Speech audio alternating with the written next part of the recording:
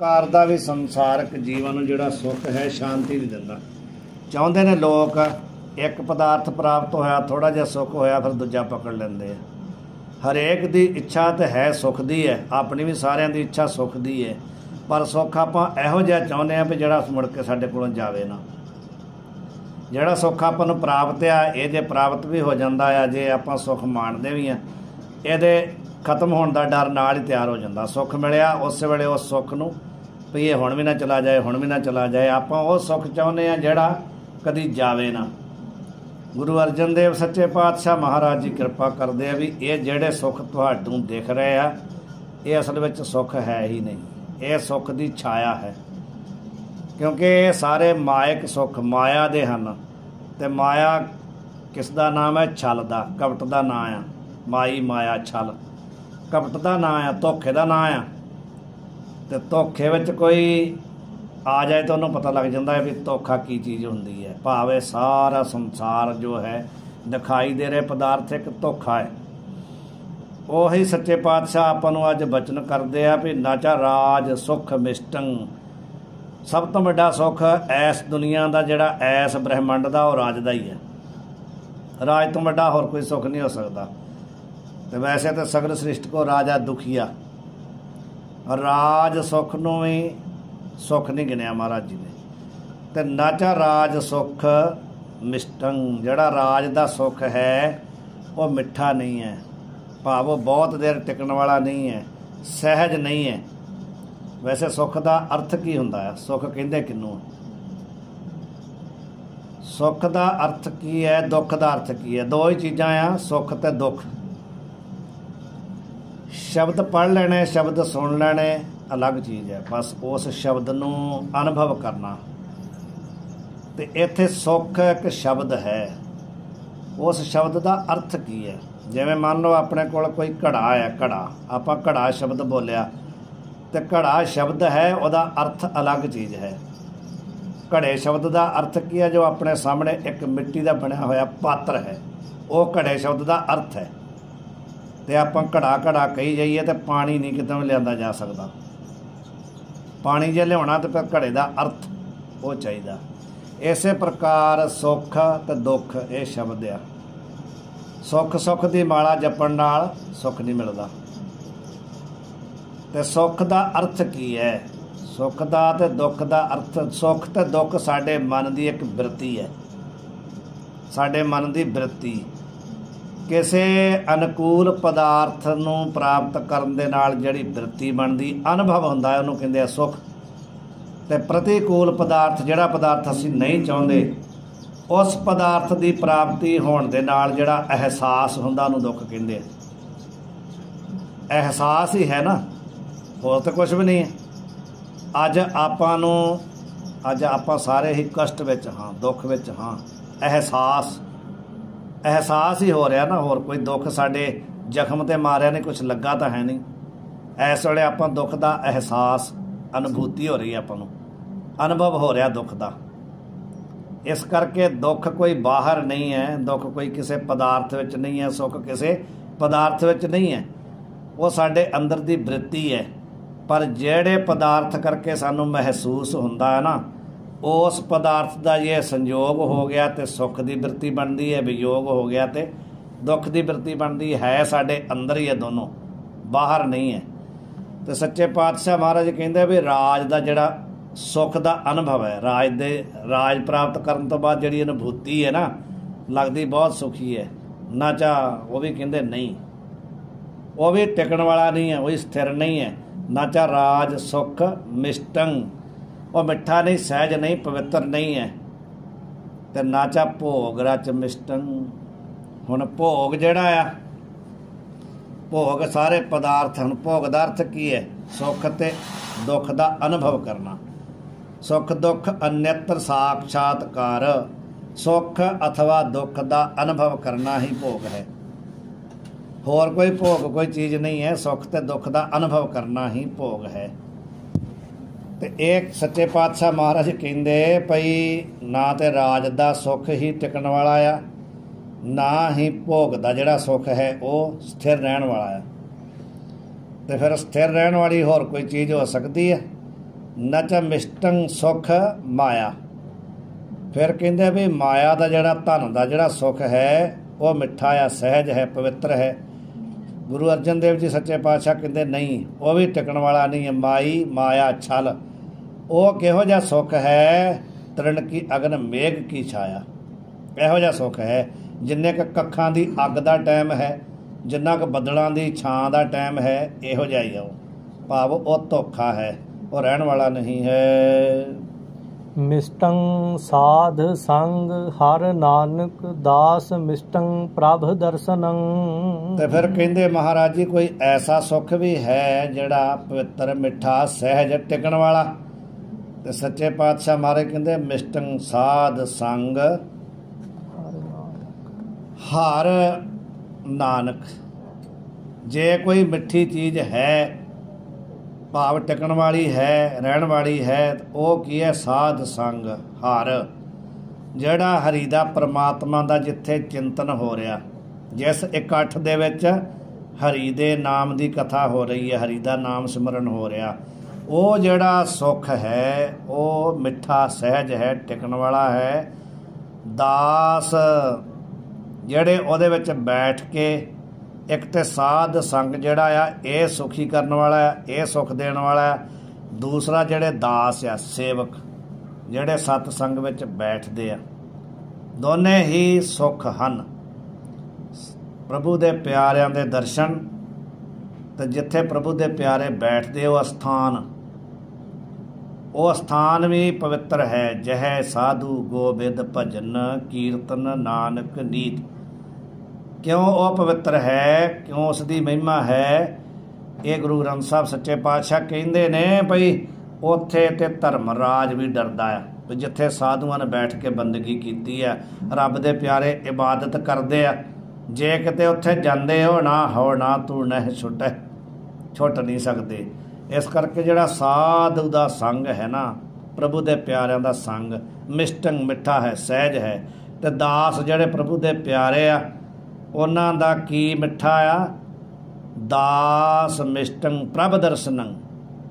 ਠੀਕ ਹੈ, ਪ੍ਰਭੂ ਦੇ ਦਰਸ਼ਨ ਕਰਨ ਵਾਲਿਆਂ ਦੇ ਦਰਸ਼ਨ, ਇਹ ਕਹਿੰਦੇ ਮਿੱਠੇ ਹਨ। ਲਗੜਾ ਸੋ ਨੇਹੁ ਮਨ ਮੰਝਾਹੂ ਰਤਿਆ। ਹਾਂ, ਲਗੜਾ ਸੋ ਨੇਹੁ, ਉਹ ਵਾਲਾ ਜੋ ਨੇਹ ਹੈ, ਉਹ ਵਾਲਾ ਜੋ ਪ੍ਰੇਮ ਹੈ ਉਸ ਪ੍ਰਭੂ ਨਾਲ ਜਾਂ ਪ੍ਰਭੂ ਦੇ ਪਿਆਰਿਆਂ ਨਾਲ, ਜਿਹੜਾ ਪ੍ਰੇਮ ਹੈ ਉਹ ਲੱਗ ਗਿਆ। ਲਗੜਾ ਸੋ ਨੇਹੁ, ਉਹ ਨੇਹੁ, ਉਹ ਪ੍ਰੇਮ ਕਹਿੰਦੇ ਲੱਗ ਗਿਆ। ਉਸ ਪ੍ਰੇਮ ਵਿੱਚ ਮੇਰਾ ਜਿਹੜਾ ਮਨ ਹੈ ਮਝਾਹੂ, ਉਹਦੇ ਵਿੱਚ ਰਤਿਆ ਗਿਆ, ਵਿੰਨਿਆ ਗਿਆ, ਜੁੜ ਗਿਆ ਹੈ। ਵਿਧੜੋ ਸੱਚ ਥੋਕ ਨਾਨਕ ਮਿਠੜਾ ਸੋ ਧਣੀ। ਹਾਂ, ਉਹ ਕਹਿੰਦੇ ਆ ਜਿਹੜੀ ਐਸੀ ਵਸਤੂ ਹੈ ਨਾ, ਸੱਚ ਸਰੂਪ ਵਸਤੂ ਹੈ, ਉਹਦੇ ਜਦੋਂ ਕਿਸੇ ਪ੍ਰਭੂ ਦੇ ਪਿਆਰਿਆਂ ਵਿੱਚ ਬੈਠ ਕੇ ਉਸ ਤੱਤਵ ਦਾ ਮੈਨੂੰ ਗਿਆਨ ਹੋਇਆ ਤੇ ਮਨ ਮੇਰਾ ਵਿੰਨਿਆ ਗਿਆ ਉਹਦੇ ਵਿੱਚ। ਵਿਧੜੋ ਸੱਚ ਥੋਕ ਤੇ ਨਾਨਕ ਮਿਠੜਾ। ਇਹ ਕਹਿੰਦੇ ਉਹ ਜੋ ਧਣੀ ਹੈ, ਸਵਾਮੀ ਹੈ, ਮਾਲਕ ਹੈ, ਉਹ ਮਿਠੜਾ ਹੈ, ਉਹ ਸਾਰਿਆਂ ਨਾਲ ਪ੍ਰੇਮ ਕਰਦਾ ਹੈ, ਸਾਰਿਆਂ ਨੂੰ ਚੰਗਾ ਲੱਗਦਾ ਹੈ। ਪੌੜੀ ਹਰ ਬਿਨ ਕਛੂ ਨਾ ਲਾਗਈ ਭਗਤਨ ਕਉ ਮੀਠਾ। ਭਗਤਾਂ ਦੀ ਤੇ ਸੰਸਾਰੀ ਲੋਕਾਂ ਦੀ ਮਰਿਆਦਾ ਅਲੱਗ ਹੈ। ਭਗਤਾਂ ਤੈ ਸਹਿ ਸਾਰੀਆ ਜੋੜ ਕਦੇ ਨਾ ਆਇਆ। ਉਹਨਾਂ ਦਾ ਆਪਸ ਵਿੱਚ ਤਾਲਮੇਲ ਨਹੀਂ ਬੈਠਦਾ, ਜੋੜ ਨਹੀਂ ਬੈਠਦਾ, ਕਿਉਂਕਿ ਸੰਸਾਰ ਦੇ ਲੋਕਾਂ ਨੂੰ ਜੋ ਚੰਗਾ ਲੱਗਦਾ ਉਹ ਭਗਤਾਂ ਨੂੰ ਚੰਗਾ ਨਹੀਂ ਲੱਗਦਾ। ਸੰਸਾਰਕ ਲੋਕਾਂ ਨੂੰ ਸੰਸਾਰ ਚੰਗਾ ਲੱਗਦਾ ਆ, ਭਗਤਾਂ ਨੂੰ ਕੀ ਚੰਗਾ ਲੱਗਦਾ? ਹਰ ਬਿਨ ਕਛੂ ਨਾ ਲਾਗਈ ਭਗਤਨ ਕਉ ਮੀਠਾ।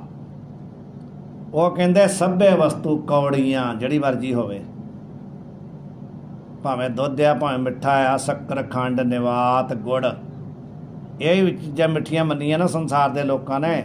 ਸ਼ੱਕਰ ਆ, ਖੰਡ, ਨਿਵਾਤ, ਗੁੜ, ਮਾਖਿਓ, ਮਾਝਾ, ਦੁੱਧ, ਇਹ ਸਾਰੀਆਂ ਮਿੱਠੀਆਂ ਮੰਨੀਆਂ ਸੰਸਾਰ ਦੇ ਲੋਕਾਂ ਨੇ। ਪਰ ਕਹਿੰਦੇ ਆ ਵੀ ਇਹ ਹੋਣ ਦੇ ਬਾਵਜੂਦ ਵੀ ਰੱਬ ਨਾ ਪੁੱਜਣ ਤੁਧ, ਇਹ ਪੁੱਜ ਨਹੀਂ ਸਕਦੀਆਂ। ਸਭੇ ਵਸਤੂ ਕੌੜੀਆਂ।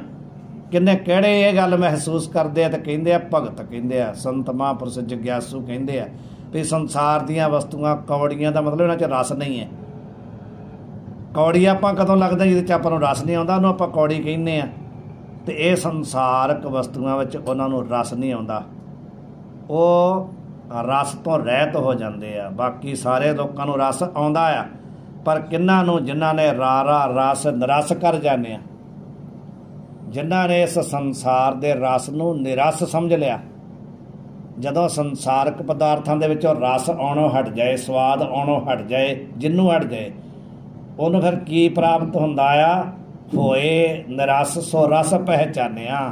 ਸੰਸਾਰਕ ਪਦਾਰਥਾਂ ਤੋਂ ਨੀਰਸ ਹੋ ਕਰਕੇ ਉਹਨਾਂ ਨੇ ਰਸੋ ਵਈ ਸਾਹਾ, ਜੋ ਰਸ ਸਰੂਪ ਹੈ, ਪ੍ਰਭੂ ਹੈ, ਉਸ ਨੂੰ ਉਹਨਾਂ ਨੇ ਪਹਿਚਾਨਿਆ। ਹਰ ਬਿਨ ਕਛੂ ਨ ਲੱਗ ਗਈ ਭਗਤਨ ਕੋ ਮੀਠਾ। ਭਗਤਾਂ ਨੂੰ ਪ੍ਰਭੂ ਦੇ ਨਾਮ ਤੋਂ ਬਿਨਾਂ ਸੰਸਾਰਕ ਵਸਤੂਆਂ ਵਿੱਚ ਰਸ ਨਹੀਂ ਆਉਂਦਾ। ਆਨ ਸਵਾਦ ਸਭ ਫੀਕਿਆ ਕਰ ਨਿਰਣਉ ਡਿਠਾ। ਭਗਤਾਂ ਨੇ ਕਹਿੰਦੇ ਸੰਸਾਰਕ ਸਾਰੀਆਂ ਵਸਤੂਆਂ ਨੂੰ ਦੇਖ ਕਰਕੇ ਸਾਖੀ ਰੂਪ ਵਿੱਚ ਦੇਖਿਆ ਹੈ। ਵਸਤੂਆਂ ਉਹਨਾਂ ਸਾਰੀਆਂ ਸੰਸਾਰ ਦੀਆਂ ਚੈੱਕ ਕੀਤੀਆਂ, ਭਾਵ ਅਨੁਭਵ ਕੀਤਾ ਆ, ਭੋਗੀਆਂ ਆ, ਪਰ ਉਹਨਾਂ ਨੇ ਸਾਖੀ ਰੂਪ ਵਿੱਚ ਹੋ ਕਰਕੇ ਇਸ ਦਾ ਨਿਰਣੇ ਕਰ ਲਿਆ ਵੀ ਆਨ ਸਵਾਦ। ਜਿੰਨੇ ਆਨ ਦਾ ਅਰਥ ਹੈ ਦੂਸਰੇ ਸਵਾਦ, ਨਾਮ ਤੋਂ ਅਨਯ ਸਵਾਦ, ਅਲੱਗ ਸਵਾਦ। ਸੰਸਾਰਕ ਪਦਾਰਥਾਂ ਦਾ ਜਿੰਨਾ ਸਵਾਦ ਹੈ, ਇਹ ਉਹਨਾਂ ਮਹਾਂਪੁਰਖਾਂ ਨੇ, ਗੁਰਸਿੱਖਾਂ ਨੇ, ਸਾਧੂਆਂ ਨੇ ਨਿਰਣੇ ਕਰਕੇ ਦੱਸਿਆ ਆ ਵੀ ਇਹ ਫੀਕਾ ਆ, ਫਿੱਕਾ ਆ। ਫਿੱਕਾ ਭਾਵ ਇਹ ਖਤਮ ਹੋ ਜਾਂਦਾ ਆ। ਅੱਜ ਫਿੱਕਾ ਥੋੜਾ ਥੋੜਾ ਕਰਕੇ ਇਹ ਰਸ ਖਤਮ ਹੋ ਜਾਂਦਾ, ਰਹਿਣ ਵਾਲਾ ਨਹੀਂ ਹੈ।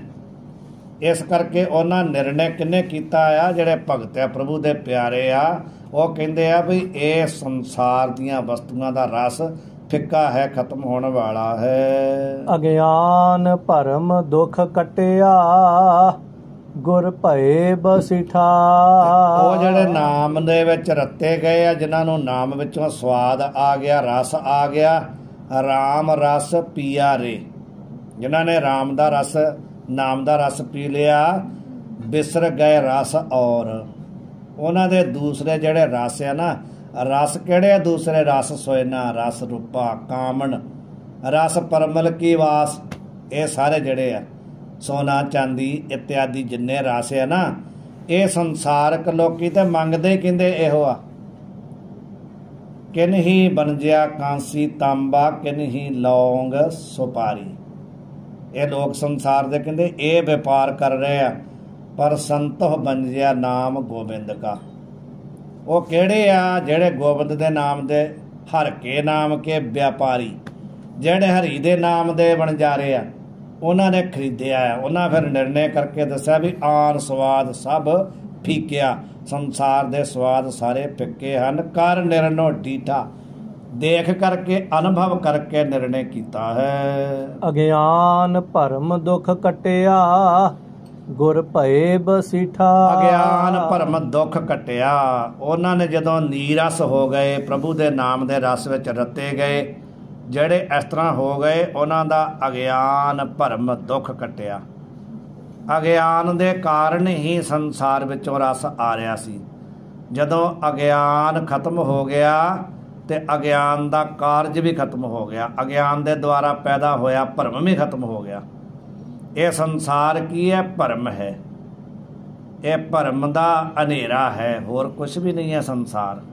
ਤੇ ਉਹਨਾਂ ਦਾ ਅਗਿਆਨ ਭਰਮ, ਜਿਹੜਾ ਅਗਿਆਨ ਦੀ ਭ੍ਰਾਂਤੀ ਦੇ ਦੁਆਰਾ, ਅਗਿਆਨ ਰੂਪੀ ਭਰਮ ਦੇ ਦੁਆਰਾ ਪੈਦਾ ਹੋਇਆ ਦੁੱਖ ਸੀ ਨਾ, ਸੰਸਾਰ ਹੀ ਦੁੱਖ ਹੈ, ਇਹ ਉਹਨਾਂ ਦਾ ਕੱਟਿਆ, ਖਤਮ ਹੋ ਗਿਆ। ਅਗਿਆਨ ਭਰਮ ਦੁੱਖ ਕੱਟਿਆ। ਪਰ ਇਹ ਅਗਿਆਨ ਰੂਪੀ ਹਨੇਰਾ ਜਾਂ ਅਗਿਆਨ ਤੋਂ ਪੈਦਾ ਹੋਣ ਵਾਲਾ ਜਿੰਨਾ ਦੁੱਖ ਰੂਪ ਸੰਸਾਰ ਹੈ, ਇਹ ਖਤਮ ਕਦੋਂ ਹੋਇਆ? ਕਿਹਦੇ ਦੁਆਰਾ ਹੋਇਆ? ਗੁਰ ਭੈ ਬਸਿਠਾ। ਜਿਨ੍ਹਾਂ ਦੀ ਵਿਚੋਲਗੀ, ਜਿਨ੍ਹਾਂ ਦੀ ਵਕੀਲ ਬਣ ਕੇ, ਜਿਨ੍ਹਾਂ ਦਾ ਇਹ ਕਾਰਜ ਕਿਹਨੇ ਕੀਤਾ? ਗੁਰੂ ਨੇ। ਭਾਵ ਜਿਨ੍ਹਾਂ ਨੇ ਗੁਰੂ ਨੂੰ ਵਿਚੋਲਾ ਬਣਾ ਲਿਆ, ਵਕੀਲ ਬਣਾ ਲਿਆ, ਜਿਹੜੇ ਗੁਰੂ ਸ਼ਰਨ ਵਿੱਚ ਆ ਗਏ, ਗੁਰੂ ਤੋਂ ਉਹਨਾਂ ਨੇ ਜੁਗਤੀ ਸਿੱਖ ਕੇ ਜਿਹੜਾ ਭਰਮ ਸੀ, ਅਗਿਆਨ ਸੀ, ਉਹ ਖਤਮ ਕਰ ਲਿਆ। ਭਾਵ ਜਿਹੜਾ ਸਾਡੇ ਅੰਦਰ ਅਗਿਆਨ ਰੂਪੀ ਹਨੇਰਾ ਹੈ, ਇਹਨੂੰ ਕੌਣ ਖਤਮ ਕਰ ਸਕਦਾ ਵਾ? ਗੁਰੂ। ਨਹੀਂ ਤਾਂ ਗੁਰ ਬਿਨ ਘੋਰ ਅੰਧਾਰ, ਗੁਰੂ ਬਿਨ ਸਮਝ ਨਾ ਆਵੇ। ਗੁਰੂ ਤੋਂ ਬਿਨਾਂ ਸਮਝ ਹੀ ਨਹੀਂ ਆਉਂਦੀ, ਆਪਣੇ ਆਪ ਦੀ ਨਹੀਂ ਆਉਂਦੀ, ਸੰਸਾਰ ਦੀ ਤੇ ਬਹੁਤ ਲੋਕ ਲਈ ਫਿਰਦੇ ਸਮਝ, ਪਰ ਆਪਣੇ ਆਪ ਦੀ ਨਹੀਂ ਆਉਂਦੀ। ਸੰਸਾਰ ਵਿੱਚ ਤੇ ਕੱਲਾ ਕੱਲਾ ਗੁਰੂ ਹੈ। ਸੰਸਾਰ ਦੇ ਜਿਹੜੇ ਗਿਆਨ ਦੇ ਗੁਰੂ ਬਹੁਤ ਨੇ, ਉਸਤਾਦ, ਪਰ ਆਪਣੇ ਆਪ ਦੀ ਸਮਝ ਜਿਹੜੀ ਆ ਗੁਰੂ ਰੂਪੀ ਵਕੀਲ ਤੋਂ ਬਿਨਾਂ ਨਹੀਂ ਆਉਂਦੀ। ਜੈਸਾ ਸਤਿਗੁਰ ਸੁਣੀਦਾ ਤੈਸੋ ਹੀ ਮੈਂ ਡੀਠ, ਵਿਛੜਿਆ ਮੇਲੇ ਪ੍ਰਭੂ ਹਰ ਦਰਗਾ ਕਾ, ਬਸੀਠ ਦਾ ਅਰਥ ਹੈ ਵਿਚੋਲਾ, ਵਕੀਲ। ਇੱਥੇ ਸੱਚੇ ਪਾਤਸ਼ਾਹ ਕਹਿੰਦੇ ਗੁਰ ਭੈ ਬਸੀਠਾ, ਜਿਨ੍ਹਾਂ ਦਾ ਵਕੀਲ ਗੁਰੂ ਬਣ ਗਿਆ, ਜਿਨ੍ਹਾਂ ਵੀ ਵਿਚੋਲਗੀ ਗੁਰੂ ਨੇ ਕਰ ਲਈ, ਉਹਨਾਂ ਦਾ ਅਗਿਆਨ ਭਰਮ ਦੁੱਖ ਕੱਟਿਆ। ਅਗਿਆਨ ਦਾ ਜਿਹੜਾ ਭਰਮ ਦਾ ਭ੍ਰਾਂਤੀ ਦਾ ਅੰਧੇਰਾ ਆ ਕੱਟਿਆ, ਖਤਮ ਹੋ ਗਿਆ ਹੈ। ਚਰਨ ਕਮਲ ਮਨ ਵਿਧਿਆ, ਜਿਉ ਰੰਗ ਮਜੀਠਾ। ਜਿਵੇਂ ਮਜੀਠ ਦਾ ਰੰਗ ਪੱਕਾ ਰੰਗ ਹੈ ਨਾ, ਇਸ ਪ੍ਰਕਾਰ ਚਰਨ ਕਮਲ ਮਨ ਵਿਧਿਆ, ਉਹਨਾਂ ਦਾ ਜਿਹੜਾ ਮਨ ਸੀ ਵਿੰਨਿਆ ਗਿਆ, ਰਤਿਆ ਗਿਆ। ਉਹਨਾਂ ਦੇ ਮਨ ਵਿੱਚ ਜਾ ਕਰਕੇ ਚੋਟ ਕੀਤੀ ਹੈ। ਮਨ ਤੇ ਆਪਾਂ ਵੀ ਕਹਿੰਦੇ ਵੀ ਸਾਡਾ ਜੁੜ ਜਾਂਦਾ ਆ, ਪਰ ਵਿੰਨਿਆ ਨਹੀਂ ਜਾਂਦਾ। ਜਿੱਦਣ ਵਿੰਨਿਆ ਗਿਆ ਉਸ ਦਿਨ ਫਿਰ ਗੁਰੂ ਚਰਨ ਅੰਦਰ ਬੈਠ ਜਾਣੇ ਆ। ਕਿਹਦੇ ਨਾਲ ਉਹਨਾਂ ਦਾ ਮਨ ਵਿੰਨਿਆ, ਕਿਹਦੇ ਨਾਲ ਵਿਧਿਆ ਗਿਆ ਆ? ਗੁਰ ਜਿਹੜੇ ਚਰਨ ਕਮਲ ਮਨ, ਚਰਨਾਂ ਕਮਲਾਂ ਦੇ ਵਿੱਚ ਮਨ ਜੁੜ ਗਿਆ, ਵਿੰਨਿਆ ਗਿਆ। ਹੁਣ ਚਰਨ ਕਮਲਾਂ ਦਾ ਧਿਆਨ ਕਰਾਂਗੇ ਤਾਂ ਵਿੰਨਿਆ ਜਾਏਗਾ। ਮਨ ਵਿੱਚ ਚਰਨਾਂ ਨੂੰ ਟਿਕਾਉਣਾ। ਜੇ ਸਰਗੁਣ ਸਾਕਾਰ ਦੀ ਉਪਾਸਨਾ ਕਰਦੇ ਆ ਤੇ ਸਾਖਸ਼ਾਤ ਚਰਨ, ਪ੍ਰਭੂ ਦੇ ਸਾਖਸ਼ਾਤ ਚਰਨਾਂ ਦਾ ਧਿਆਨ ਕਰਨਾ। ਚਰਨ ਕਮਲ, ਉਹ ਚਰਨ ਕਿਹੋ ਜਿਹੇ ਆ? ਕਮਲਾਂ ਵਰਗੇ ਆ, ਖਿਲੇ ਹੋਏ ਆ। ਕਮਲਾਂ ਦੀ ਕਿਉਂ ਦਿੱਤੀ ਉਪਮਾ? ਕਿ ਖਿਲੇ ਹੋਏ ਆ। ਜਿਵੇਂ ਕਮਲ ਦੀਆਂ ਪੰਖੜੀਆਂ ਖਿਲੀਆਂ ਹੋਈਆਂ, ਇਸ ਪ੍ਰਕਾਰ ਹਮੇਸ਼ਾ ਹੀ ਪ੍ਰਕਾਸ਼ਮਾਨ ਚਰਨ ਆ, ਮੁਰਝਾਉਂਦੇ ਨਹੀਂ। ਕਮਲ ਤੇ ਜਿਹੜੇ ਆ ਸੂਰਜ ਨੂੰ ਦੇਖ ਕਰਕੇ ਖਿਲਦੇ ਆ ਤੇ ਚੰਦਰਮਾ ਨੂੰ ਦੇਖ ਕਰਕੇ ਕਮਲਾ ਜਾਂਦੇ ਆ। ਇਸ ਕਰਕੇ ਕੇਵਲ ਇੰਨਾ ਹੀ ਲੈਣਾ ਇਸ ਉਪਮਾ ਚੋਂ ਵੀ ਕਮਲ ਵਾਂਗੂ ਖਿਲੇ ਹੋਏ, ਬਸ। ਬਾਕੀ ਕਮਲ ਜਿਹੜਾ ਉਹ ਚਰਨਾਂ ਦੀ ਬਰਾਬਰੀ ਨਹੀਂ ਕਰ ਸਕਦਾ, ਕਿਉਂਕਿ ਮੁਰਝਾ ਜਾਂਦਾ ਹੈ। ਜਿਹੜੇ ਚਿੱਟੇ ਕਮਲੇ ਆ ਉਹ ਚੰਦਰਮਾ ਨੂੰ ਦੇਖ ਕੇ ਖਿਲਦੇ ਆ, ਸੂਰਜ ਨੂੰ ਦੇਖ ਕੇ, ਜਿਨ੍ਹਾਂ ਨੂੰ ਕਵੀਆਂ ਕਹਿ ਦਿੰਦੇ ਆ। ਉਹ ਰਾਤ ਨੂੰ ਖਿਲਦੇ ਆ, ਉਹ ਦਿਨੇ ਨਹੀਂ ਖਿਲਦੇ। ਭਾਵ ਗੁਰੂ ਦੇ ਜਿਹੜੇ ਚਰਨ ਆ ਉਹ ਐਸੇ ਆ ਵੀ ਹਰ ਸਮੇਂ ਪ੍ਰਕਾਸ਼ਮਾਨ ਆ, ਖਿਲੇ ਹੋਏ ਆ, ਸੁਗੰਧੀ ਦਿੰਦੇ ਆ। ਐਸੇ ਜਿਹੜੇ ਚਰਨ ਕਮਲ ਆ ਉਹਨਾਂ ਨਾਲ ਮਨ ਵਿਧਿਆ। ਚਰਨ ਕਮਲ ਮਨ ਵਿਧਿਆ, ਜਿਉਂ ਰੰਗ ਮਜੀਠਾ, ਜਿਵੇਂ ਮਜੀਠ ਦਾ ਪੱਕਾ ਰੰਗ, ਇਸ ਪ੍ਰਕਾਰ ਜਿਹੜਾ ਮਨ ਹੈ ਚਰਨਾਂ ਨਾਲ ਵਿੰਨ ਗਿਆ, ਲੱਗ ਗਿਆ ਹੈ। ਜਿਉ ਪ੍ਰਾਣ ਤਨ ਮਨ ਪ੍ਰਭੂ, ਬਿਨ ਸੇ ਸਭ ਝੂਠਾ। ਜਿਉ ਪ੍ਰਾਣ ਤਨ ਮਨ ਪ੍ਰਭੂ, ਬਿਨ ਸੇ ਸਭ ਝੂਠਾ। ਜਦੋਂ ਕਹਿੰਦੇ ਆ ਵੀ ਆਪਣਾ ਸਾਰਾ ਕੁਛ ਆਧਾਰ ਅਧਿਸ਼ਠਾਨ ਪਰਮਾਤਮਾ ਨੂੰ ਮੰਨ ਲਿਆ, ਪ੍ਰਾਣਾਂ ਦਾ ਆਸਰਾ ਵੀ ਉਹੀ ਹੈ, ਪ੍ਰਾਣ ਵੀ ਉਹੀ ਹੈ, ਜੀਓ ਵੀ ਉਹੀ ਹੈ, ਪ੍ਰਾਣ ਵੀ ਉਹੀ ਹੈ, ਜਿੰਦ ਵੀ ਉਹੀ ਹੈ। ਜਦੋਂ ਇਸ ਪ੍ਰਕਾਰ ਭਾਵ ਆਪਣਾ ਅਹਮ ਖਤਮ ਕਰਕੇ, ਆਪਣੇ ਆਪ ਤੋਂ ਆਪਣਾ ਲੈਵਲ ਹਟਾ ਕਰਕੇ, ਜਦੋਂ ਆਪਣੇ ਆਪ ਨੂੰ ਉਹਦੇ ਨਾਲ ਆਪਣੀ ਹਸਤੀ ਮਿਟਾ ਕੇ ਅਭੇਦ ਕਰ ਲਿਆ, ਜੀਓ ਪ੍ਰਾਣ ਤਨ ਮਨ ਪ੍ਰਭੂ, ਇਹ ਸਾਰਾ ਕੁਛ ਕੀ ਹੈ? ਸਵਾਮੀ ਦਾ ਹੀ ਹੋ ਗਿਆ। ਉਹਦੇ ਵਿੱਚ ਆਪਣਾ ਸਾਰਾ ਕੁਛ ਅਭੇਦ ਕਰ ਦਿੱਤਾ, ਮਿਲਾ ਦਿੱਤਾ। ਤੇ ਫਿਰ ਬਿਨਸੇ ਸਭ ਝੂਠਾ। ਇਹ ਜਿਹੜਾ ਝੂਠ ਰੂਪ ਸੰਸਾਰ ਹੈ, ਬਿਨਸੇ ਦਿਸਦਾ ਹੀ ਨਹੀਂ। ਇਹ ਤੇ ਉਹਨਾਂ ਚਿਰ ਹੀ ਦਿਸਦਾ ਜਿੰਨਾ ਚਿਰ ਇਹ ਲੱਗਦਾ ਵੀ ਮੈਂ ਜੀ ਰਿਹਾ, ਮੈਂ ਖਾ ਰਿਹਾ, ਮੈਂ ਕਮਾਈ ਕਰ ਰਿਹਾ, ਮੇਰੇ ਕਰਕੇ ਹੀ ਸਾਰਾ ਪਰਿਵਾਰ ਚੱਲ ਰਿਹਾ। ਇਹ ਉਹਨਾਂ ਚਿਰ ਹੀ ਹੈ ਜੀਓ, ਜਿੰਨਾ ਚਿਰ ਇਹ ਲੱਗਦਾ ਵੀ ਮੈਂ ਜੀਵ ਹਾਂ। ਜਿੰਨਾ ਚਿਰ ਆਪਣੇ ਆਪ ਨੂੰ ਜੀਵ ਮੰਨ ਰਿਹਾ ਨਾ, ਉਹਨਾਂ ਚਿਰ ਸੰਸਾਰ ਦਿਖਾਈ ਦਿੰਦਾ ਹੈ। ਤੇ ਜਦੋਂ ਜੀਓ ਪ੍ਰਾਣ ਮਨ ਤਨ ਜਿੰਨਾ ਕੁਛ ਵੀ ਹੈ ਨਾ, ਇਹ ਪ੍ਰਭੂ ਦਾ ਸਰੂਪ ਹੋ ਗਿਆ। ਸਾਰੇ ਪਾਸੇ ਬ੍ਰਹਮ ਦੀਸੈ, ਬ੍ਰਹਮ ਸੁਣੀਐ। ਐਸੀ ਅਵਸਥਾ ਜਦੋਂ ਹੋ ਗਈ ਤੇ ਬਿਨਸੇ ਸਭ ਝੂਠਾ। ਇਹ ਜਿਹੜਾ ਝੂਠ ਰੂਪ ਸੰਸਾਰ ਹੈ, ਖਤਮ ਹੋਣ ਵਾਲਾ ਹੈ, ਉਹ ਫਿਰ ਦਿਸਣੋਂ ਹਟ ਜਾਂਦਾ ਹੈ। ਸਲੋਕ ਤੇ ਕਤ ਜਲੰ ਨਹ ਜੀਵ ਮੀਨੰ, ਨਹ ਤਿਆਗ ਚਾਤ੍ਰਿਕ ਮੇਘ ਮੰਡਲ। ਤਿਅਕਤ ਜਲੰ ਨਹ ਜੀਵ ਮੀਨੰ, ਜਿਸ ਪ੍ਰਕਾਰ ਕਹਿੰਦੇ ਆ ਵੀ ਤਿਅਕਤ ਜਲੰ, ਜਲ ਦਾ ਤਿਆਗ ਕਰਕੇ ਨਹਿ ਜੀਵੰ, मीनंग, ਜਿਹੜੀ ਮੀਨ ਹੈ ਮੱਛੀ ਹੈ ਉਹ ਜਲ ਦਾ ਤਿਆਗ ਕਰਕੇ ਜਿੰਦੀ ਨਹੀਂ ਰਹਿ ਸਕਦੀ। ਕਿਉਂ? ਜਲ ਹੀ ਉਸਦੇ ਪ੍ਰਾਣਾਂ ਦਾ ਆਧਾਰ ਹੈ। ਉਸਨੇ ਜਲ ਤੋਂ ਬਿਨਾਂ ਹੋਰ ਕਿਸੇ ਨੂੰ ਮੰਨਿਆ ਹੀ ਨਹੀਂ। ਉਹ ਜੋ ਮਛਲੀ ਬਿਨ ਪਾਣੀ ਹੈ ਕਿਉਂ ਜੀਵਨ ਪਾਵੈ, ਪਾ ਹੀ ਨਹੀਂ ਸਕਦੀ, ਰਹਿ ਨਹੀਂ ਸਕਦੀ, ਉਹਦੇ ਪ੍ਰਾਣ ਹੀ ਉਹ ਹੈ। ਤਖਤ ਜਲੰ ਨਹਿ ਜੀਵ ਮੀਨੰ। ਦੂਸਰਾ ਕੀ ਕਹਿੰਦੇ? ਨਹਿ ਤਿਆਗ ਚਾਤ੍ਰਿਕ ਮੇਘ ਮੰਡਲਾ। ਜਿਹੜਾ ਚਾਤ੍ਰਿਕ ਹੈ, ਪਪੀਹਾ ਹੈ, ਉਹ ਕਹਿੰਦੇ ਆ ਮੇਘ ਮੰਡਲ ਨੂੰ ਤਿਆਗ ਕਰਕੇ ਨਹੀਂ ਜੀਂਦਾ। ਉਹਦੇ ਸ਼ਾਂਤੀ ਬੂੰਦ ਜਿੰਨਾ ਚਿਰ ਤੱਕ ਉਹਨੂੰ ਪ੍ਰਾਪਤ ਨਹੀਂ ਹੁੰਦੇ ਉਹਨਾਂ ਚਿਰ ਪ੍ਰਿਯੋ ਪ੍ਰਿਯੋ ਕਰਦਾ ਹੀ ਰਹਿੰਦਾ ਹੈ। ਉਹਦਾ ਜੀਵਨ ਹੀ ਸ਼ਾਂਤੀ ਬੂੰਦ ਹੈ, ਉਸ ਤੋਂ ਬਿਨਾਂ ਉਹ ਰਹਿ ਨਹੀਂ ਸਕਦਾ। ਬਾਣ ਬੇਧੰਚ ਕੁਰੰਕ ਨਾਦੰ ਅਲ ਬੰਧਨ ਕੁਸਮ ਬਾਸਨ। ਤੇ ਮਾਨੋ ਮੱਛੀ ਦੇ ਜੀਵਨ ਸਮਾਪਤੀ ਦਾ ਕਾਰਨ ਕੀ ਹੈ? ਜਲ ਨਾਲੋਂ ਵਿਛੜ ਜਾਣਾ। ਉਹਦੇ ਮਰਨ ਦਾ ਕਾਰਨ ਕੀ ਬਣਦਾ ਹੈ? ਜਲ ਨਾਲੋਂ ਵਿਛੜਨਾ, ਜਲ ਨਾਲ ਪ੍ਰੀਤੀ।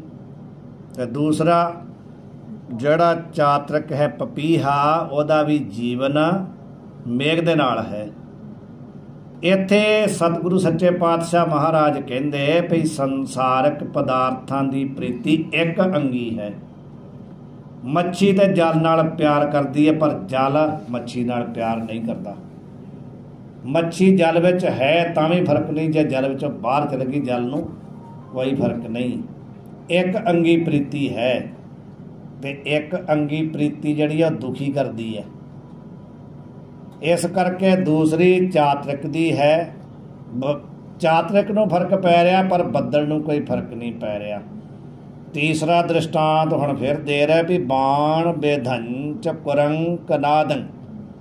ਜਿਹੜਾ ਕੁਰੰਕ ਹਿਰਨ ਹੈ ਉਸ ਨੂੰ ਕਾਹਦਾ ਦੋਸ਼ ਹੈ? ਇੱਥੇ ਪੰਜਾਂ ਦੋਸ਼ਾਂ ਦੀ ਗੱਲ ਚੱਲ ਰਹੀ ਹੈ। ਪੰਜਾਂ ਦੋਸ਼ਾਂ ਦੀ ਸ਼ਬਦ ਸਪਰਸ਼ ਰੂਪ ਰਸ ਗੰਧ, ਉਹਨਾਂ ਦੀ ਗੱਲ ਚੱਲ ਰਹੀ ਹੈ। ਇਹ ਪ੍ਰਬਲ ਵਿਸ਼ੇ ਨੇ ਤੇ ਇੱਥੇ ਉਹਨਾਂ ਦੀ ਗੱਲ ਚੱਲ ਰਹੀ ਹੈ ਵੀ ਇਹਨਾਂ ਨੇ ਇੱਕ ਇੱਕ ਜਿਹੜਾ ਵਿਸ਼ੇ ਸੀ ਨਾ, ਵਿਕਾਰ ਸੀ, ਉਹਨੇ ਇੱਕ ਇੱਕ ਦੀ ਜਾਨ ਲਈ ਹੈ। ਮੱਛੀ ਨੂੰ ਕੀ ਚਾਹੀਦਾ ਆ? ਰਸ। ਕੁੰਡੀ ਦੇ ਨਾਲ ਲਾ ਕੇ ਫੰਦਕ ਮਾਸ ਦਾ ਟੁਕੜਾ ਤੇ ਸੁੱਟਦਾ ਹੈ, ਉਹਨੂੰ ਰਸ ਦਾ ਦੋਸ਼ ਹੈ ਤੇ ਉਹ ਫਸ ਜਾਂਦੀ ਹੈ, ਨਸ਼ਟ ਹੋ ਜਾਂਦੀ ਹੈ। ਤੇ ਜਿਹੜਾ ਹਿਰਨ ਹੈ ਉਹਨੂੰ ਕੀ ਆ? ਸ਼ਬਦ ਦਾ ਵਿਸ਼ੇ ਹੈ, ਸਰਵਣ ਦਾ। ਤੇ ਉਹਨੂੰ ਜਦੋਂ ਆ ਕਰਕੇ ਸ਼ਿਕਾਰੀ ਜਿਹੜਾ ਆ ਉਹ ਢੰਡੇ ਹੜੇ ਦਾ ਸ਼ਬਦ ਸੁਣਾਉਂਦਾ ਆ ਤੇ ਉਹ ਆਪਣੇ ਆਪ ਨੂੰ ਅਰਪਿਤ ਕਰ ਦਿੰਦਾ। ਤੇ ਬਾਣ ਬੇਧੰਚ, ਬਾਣ ਮਾਰਦਾ ਹੈ ਤਾਂ ਬਿੰਨਿਆ ਜਾਂਦਾ ਹੈ, ਉਹਨੂੰ ਸ਼ਬਦ ਦਾ ਦੋਸ਼ ਹੈ। ਠੀਕ ਹੈ। ਹਾਥੀ ਨੂੰ ਕਾਹਦਾ ਦੋਸ਼ ਹੈ? ਸਪਰਸ਼ ਦਾ ਦੋਸ਼ ਹੈ। ਤੇ ਭੌਰੇ ਨੂੰ ਕੀ ਦੋਸ਼ ਹੈ? ਸੁਗੰਧੀ ਦਾ ਦੋਸ਼ ਹੈ। ਇਹ ਜਿਹੜੇ ਸਾਰੇ ਪੰਜ ਆ ਨਾ, ਇੱਕ ਇੱਕ ਦੋਸ਼ ਦੇ ਕਰਕੇ ਆਪਣਾ ਆਪ ਇਹਨਾਂ ਦਾ ਜੀਵਨ ਸਮਾਪਤ ਹੋ ਜਾਂਦਾ। ਤੇ ਬਾਣ ਬੇਧੰ ਚਕਰੰਕ ਨਾਦੰ, ਬਾਣ ਦੇ ਨਾਲ ਬਿੰਨਿਆ ਗਿਆ, ਮਾਰਿਆ ਗਿਆ ਕੁਰੰਕ ਹਿਰਨ। ਨਾਦ ਦਾ ਦੋਸ਼ ਹੈ, ਸ਼ਬਦ ਦਾ ਦੋਸ਼ ਹੈ। ਤੇ ਆਲ ਬੰਧਨ, ਆਲਬ ਨਾਮ ਭੌਰੇ ਦਾ ਹੈ।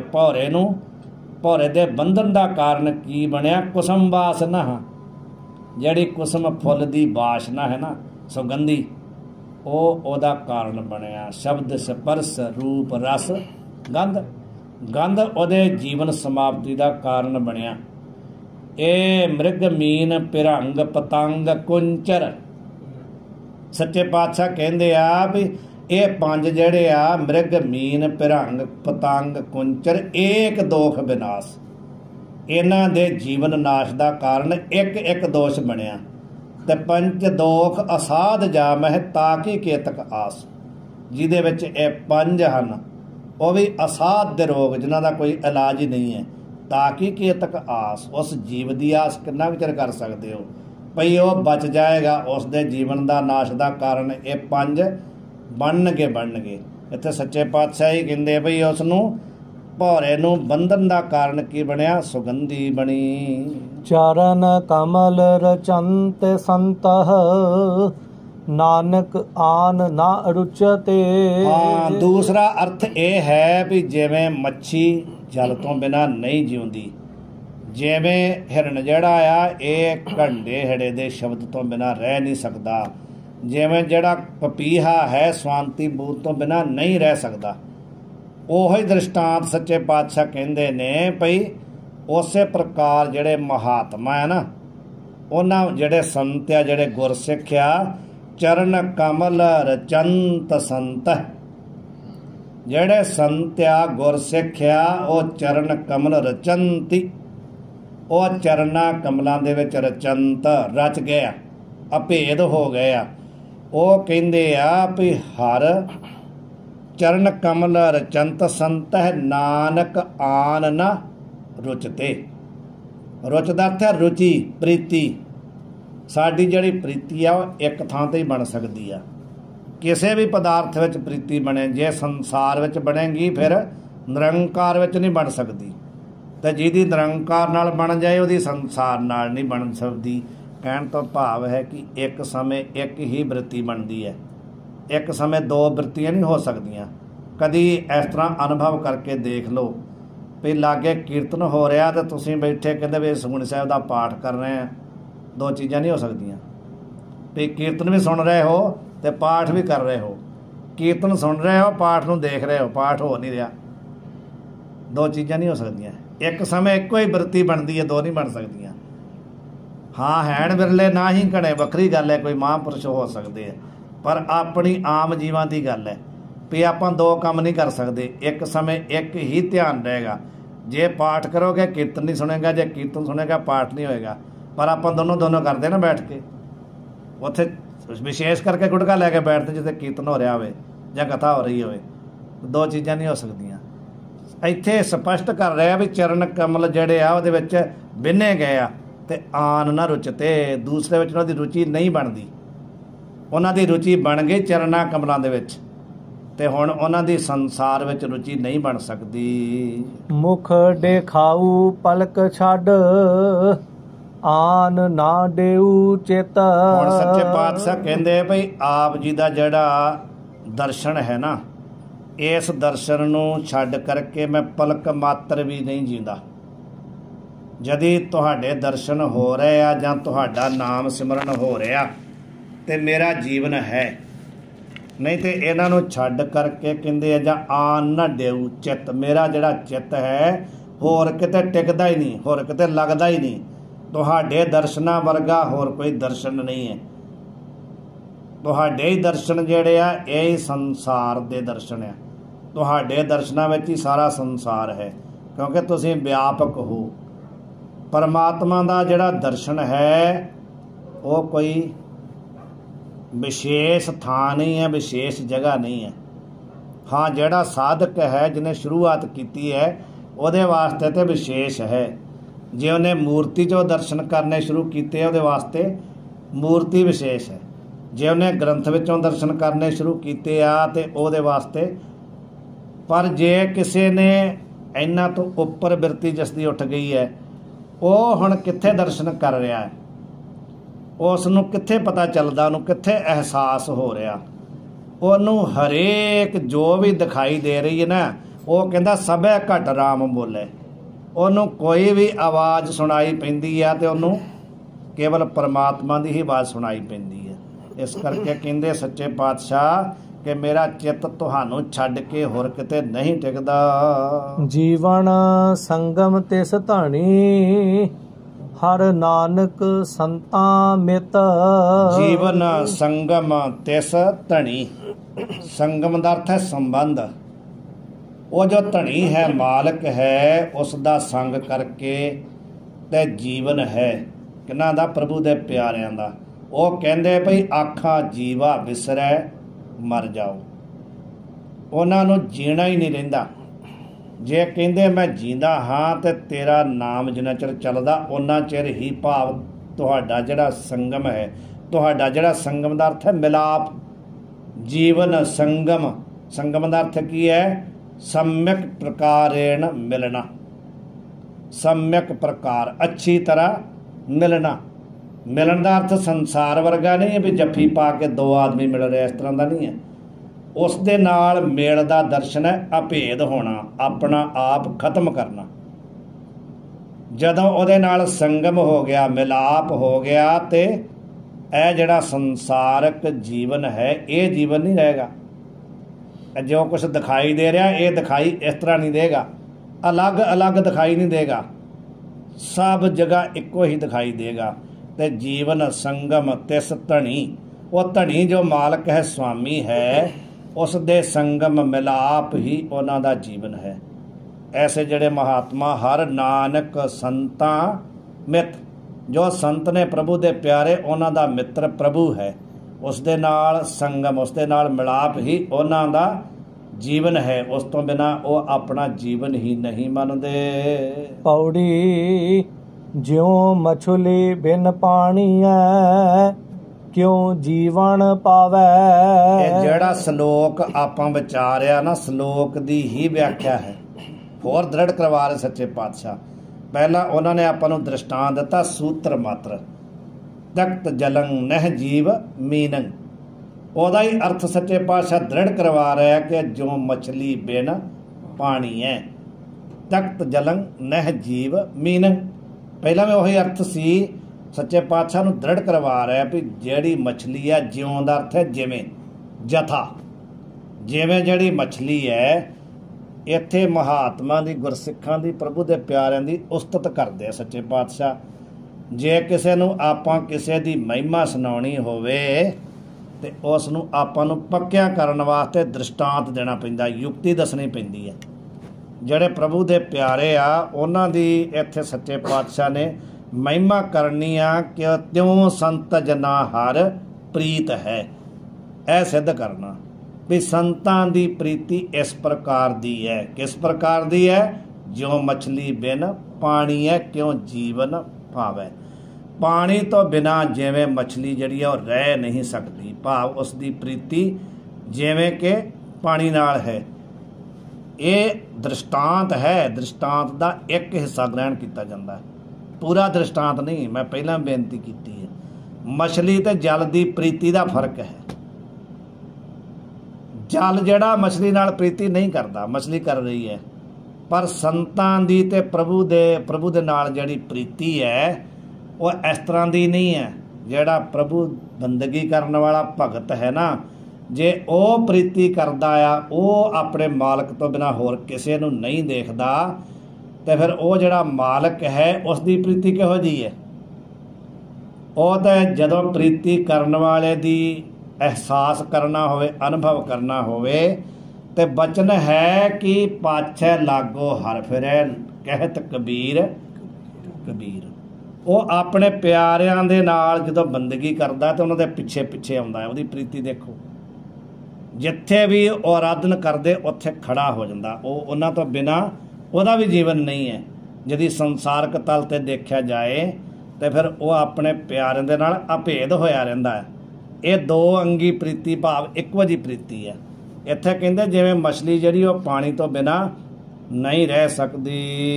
बूंद विहूणा चात्रिको, क्यों कार तृपतावै। बूंद विहूणा, बूंद तो रहत, भाव ਉਹ ਹੀ ਹੈ ਵੀ ਇਹਨਾਂ ਦੀ ਜਿਹੜੀ ਪ੍ਰੀਤੀ ਹੈ, ਪ੍ਰੀਤੀ ਤੇ ਹੈ ਪਰ ਇਹਦੇ ਵਿੱਚ ਦੋਸ਼ ਹੈ। ਮਛਲੀ ਦੀ ਪ੍ਰੀਤੀ ਤੇ ਹੈ ਪਰ ਉਸ ਨੂੰ ਕੀ ਦੋਸ਼ ਹੈ? ਰਸ ਦਾ ਦੋਸ਼ ਹੈ। ਉਹਦੀ ਪ੍ਰੀਤੀ ਪਵਿੱਤਰ ਨਹੀਂ ਹੈ, ਦੋਸ਼ ਦੇ ਸਹਿਤ ਹੈ। दूसरा जिहड़ा दृष्टांत दे रहे आ वो ही आ भी भवर लोभी।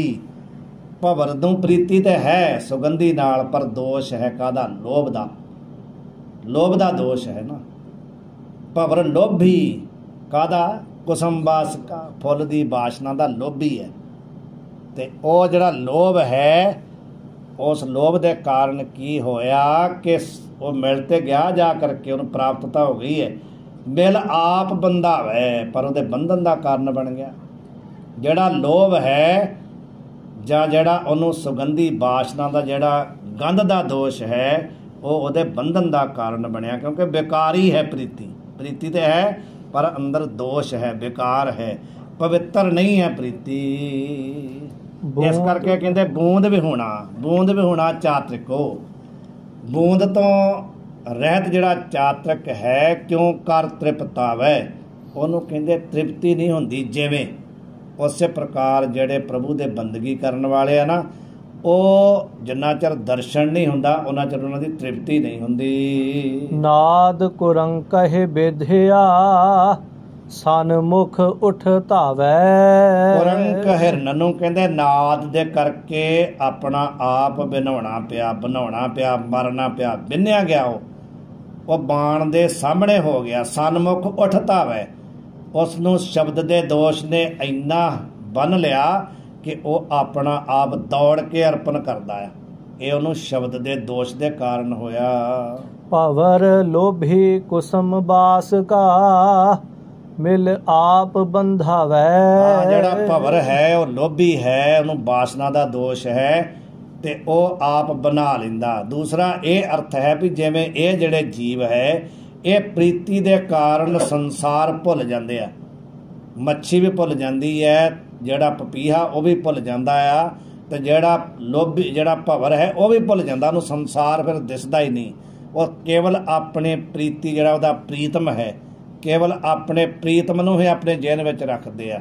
ਇਹ ਦ੍ਰਿਸ਼ਟਾਂਤ ਦਿੱਤੇ ਸੱਚੇ ਪਾਤਸ਼ਾਹ ਨੇ। ਤਿਉ ਸੰਤ ਜਨਾ ਹਰ ਪ੍ਰੀਤ ਹੈ ਦੇਖ ਦਰਸ ਅਘਾਵੈ। ਉਸੇ ਪ੍ਰਕਾਰ ਜਿਹੜੇ ਸੰਤ ਆ ਉਹਨਾਂ ਦੀ ਪ੍ਰੀਤੀ ਆ। ਕਾਹਦੇ ਨਾਲ ਪ੍ਰੀਤੀ ਆ? ਦੇਖ ਦਰਸ ਅਘਾਵੈ। ਉਹਨਾਂ ਨੂੰ ਸੰਸਾਰ ਦੀ, ਇਹ ਵੀ ਸੰਸਾਰ ਦੇਖਦੇ ਨਹੀਂ, ਸੰਸਾਰ ਨੂੰ ਤੇ ਉਹ ਵੀ ਦੇਖ ਹੀ ਰਹੇ ਆ, ਪਰ ਸੰਸਾਰ ਦੀ ਹਰੇਕ ਵਸਤੂ ਨੂੰ ਦੇਖ ਕਰਕੇ ਉਹ ਕਹਿੰਦੇ ਅਗਾਉਂਦੇ ਨਹੀਂ, ਤ੍ਰਿਪਤ ਨਹੀਂ ਹੁੰਦੇ।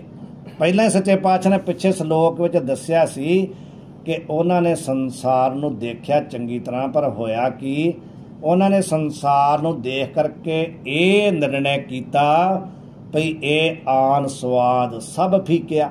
ਪਿੱਛੇ ਸ਼ਲੋਕ 'ਚ ਆਈ ਗੱਲ। ਕਰ ਨਿਰਣੋ ਡੀਠਾ, ਉਹਨਾਂ ਨੇ ਨਿਰਣੇ ਕਰਕੇ ਦੇਖ ਕਰਕੇ ਇਹ ਨਿਰਣੇ ਕੱਢਿਆ ਵੀ ਜਿਹੜੇ ਪ੍ਰਭੂ ਦੇ ਨਾਮ ਤੋਂ ਬਿਨਾਂ, ਪ੍ਰਭੂ ਦੇ ਦਰਸ਼ਨ ਤੋਂ ਬਿਨਾਂ ਜਿੰਨੇ ਹੋਰ ਰਸ ਸੰਸਾਰ ਦੇ ਉਹ ਫਿੱਕੇ ਆ। ਇਸੇ ਪ੍ਰਕਾਰ ਸੱਚੇ ਪਾਤਸ਼ਾਹ ਕਹਿੰਦੇ ਤਿਉ ਸੰਤ ਜਨਾ ਹਰ ਪ੍ਰੀਤ ਹੈ। ਉਸੇ ਪ੍ਰਕਾਰ ਸੰਤਾਂ ਦੀ ਪ੍ਰੀਤੀ ਆ ਹਰੀ ਦੇ ਨਾਲ। ਹਰੀ ਕੌਣ ਹੈ? ਹਰੀ ਕਿਹਨੂੰ ਕਹਿੰਦੇ ਆ? ਹਰੀ ਹਰੰਤੀ ਪਾਪਾਨੀ ਦੁਸ਼ਟ ਚਿੱਤਈ ਰਵੀ ਸਿਮਰਤਾ, ਉਹਨੂੰ ਕਹਿੰਦੇ ਆ ਹਰੀ। ਹਰੀ ਕਿਹਨੂੰ ਕਹਿੰਦੇ? ਹਰੰਤੀ ਪਾਪਾਨੀ, ਜਿਹੜਾ ਪਾਪਾਂ ਨੂੰ ਹਰਨ ਕਰੇ। ਕਿਹਦੇ ਪਾਪਾਂ ਨੂੰ ਹਰਨ ਕਰੇ? ਭਗਤ ਦੇ ਕੇ ਜਾਂ ਜਿਹੜਾ ਉਹਨੂੰ ਗਾਲਾਂ ਕੱਢਦਾ? ਕਿਹਦੇ ਪਾਪਾਂ ਨੂੰ ਦੂਰ ਕਰਦਾ ਆ? ਜਿਹੜਾ ਉਹਨੂੰ ਮੱਥਾ ਟੇਕਦਾ ਆ ਕਰਕੇ, ਕਿ ਜਾਂ ਜਿਹੜਾ ਕਹਿੰਦਾ ਵੀ ਹੈ ਹੀ ਨਹੀਂ ਸੰਸਾਰ 'ਚ ਕੋਈ ਪਰਮਾਤਮਾ ਨਾਮ ਦੀ ਚੀਜ਼ ਹੀ ਨਹੀਂ ਹੈ? ਕਿਹਦੇ ਦੁੱਖ ਨੂੰ ਦੂਰ ਕਰਦਾ? ਦੁਸ਼ਟ ਚਿੱਤਈ ਰਪੀ। ਆਪੀ ਦਾ ਅਰਥ ਹੈ ਵੀ ਜਿਹੜੇ ਭਗਤ ਆ ਬੰਦਗੀ ਕਰਨ ਵਾਲੇ ਉਹਨਾਂ ਦੇ ਤੇ ਕੱਟਦਾ ਹੀ ਹੈ। ਦੁਸ਼ਟ ਚਿੱਤਈ ਵੀ, ਦੁਸ਼ਟ ਵੀ ਹੋਵੇ ਭਾਵੇਂ, ਉਸ ਦਾ ਨਾਮ ਐਸਾ ਆ, ਹਰੀ ਐਸਾ ਆ। ਹਰੀ ਉਹਨੂੰ ਕਹਿੰਦੇ ਆ ਜਿਹੜਾ ਭਗਤਾਂ ਦੇ, ਸੰਤਾਂ ਦੇ, ਜਗਿਆਸੂਆਂ ਦੇ, ਉਹਨਾਂ ਦੇ ਤੇ ਦੁੱਖ ਕੱਟਦਾ ਹੀ ਆ। ਦੁਸ਼ਟ ਚਿੱਤਈ ਰਪੀ, ਭਾਵੇਂ ਦੁਸ਼ਟ ਚਿੱਤ ਵੀ ਉਸ ਦਾ ਦਵੈਸ਼ ਨਾਲ ਹੀ ਨਾਮ ਉਚਾਰਨ ਕਰ ਦੇਵੇ। ਸਮਝ ਗਏ? ਦੁਸ਼ਟ ਚਿੱਤ ਕੀ ਕਰੇਗਾ? ਕੰਸ ਕੀ ਕਰਦਾ ਹੈ ਰੋਜ਼? ਉਹ ਕਹਿੰਦਾ ਵੀ ਕ੍ਰਿਸ਼ਨ ਮੈਨੂੰ ਮਿਲ ਜਾਏ ਸਹੀ। ਉਹ ਯਾਦ ਤੇ ਕਰਦਾ 24 ਘੰਟੇ ਕ੍ਰਿਸ਼ਨ ਜੀ ਮਹਾਰਾਜ ਨੂੰ, ਪਰ ਕਾਹਦੇ ਨਾਲ? ਦੁਸ਼ਟ ਚਿੱਤ ਨਾਲ। ਉਹਦੇ ਅੰਦਰ ਭਾਵਨਾ ਵੀ ਜਦੋਂ ਮਿਲ ਜੇ ਬਸ। ਤੇ ਇਹ ਕਹਿੰਦੇ ਵੀ ਦੁਸ਼ਟ ਚਿੱਤ ਹੀ ਰਪਈ, ਭਾਵੇਂ ਦੁਸ਼ਟ ਚਿੱਤ ਵੀ ਹੋਵੇ, ਪਰ ਜੇ ਕਿਤੇ ਉਹਦੇ ਕੋਲੋਂ ਦਵੈਸ਼ ਨਾਲ ਵੀ ਪ੍ਰਭੂ ਦਾ ਨਾਮ ਉਚਾਰਨ ਹੋ ਗਿਆ ਤੇ ਉਸ ਦਾ ਪਾਰ ਉਤਾਰਾ ਹੋਣਾ ਹੀ ਹੈ।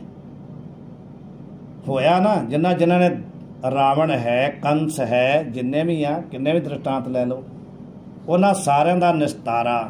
ਇੱਥੇ ਇਹੀ ਮਤਲਬ ਹੈ ਵੀ ਉਹ ਪ੍ਰਭੂ ਦਾ ਨਾਮ ਐਸਾ ਹੈ ਵੀ ਦੁਸ਼ਟ ਚਿੱਤ ਵੀ ਕਹਿੰਦੇ ਜਿਹਦੀ ਕਦੀ ਉਹਦਾ ਨਾਂ ਲੈ ਲੈ, ਯਾਨੀ ਹਰੀ ਹਰੰਤੀ ਪਾਪਾਨੀ ਦੁਸ਼ਟ ਚਿੱਤਈ ਰਪੀ ਸਿਮਰਤਾ।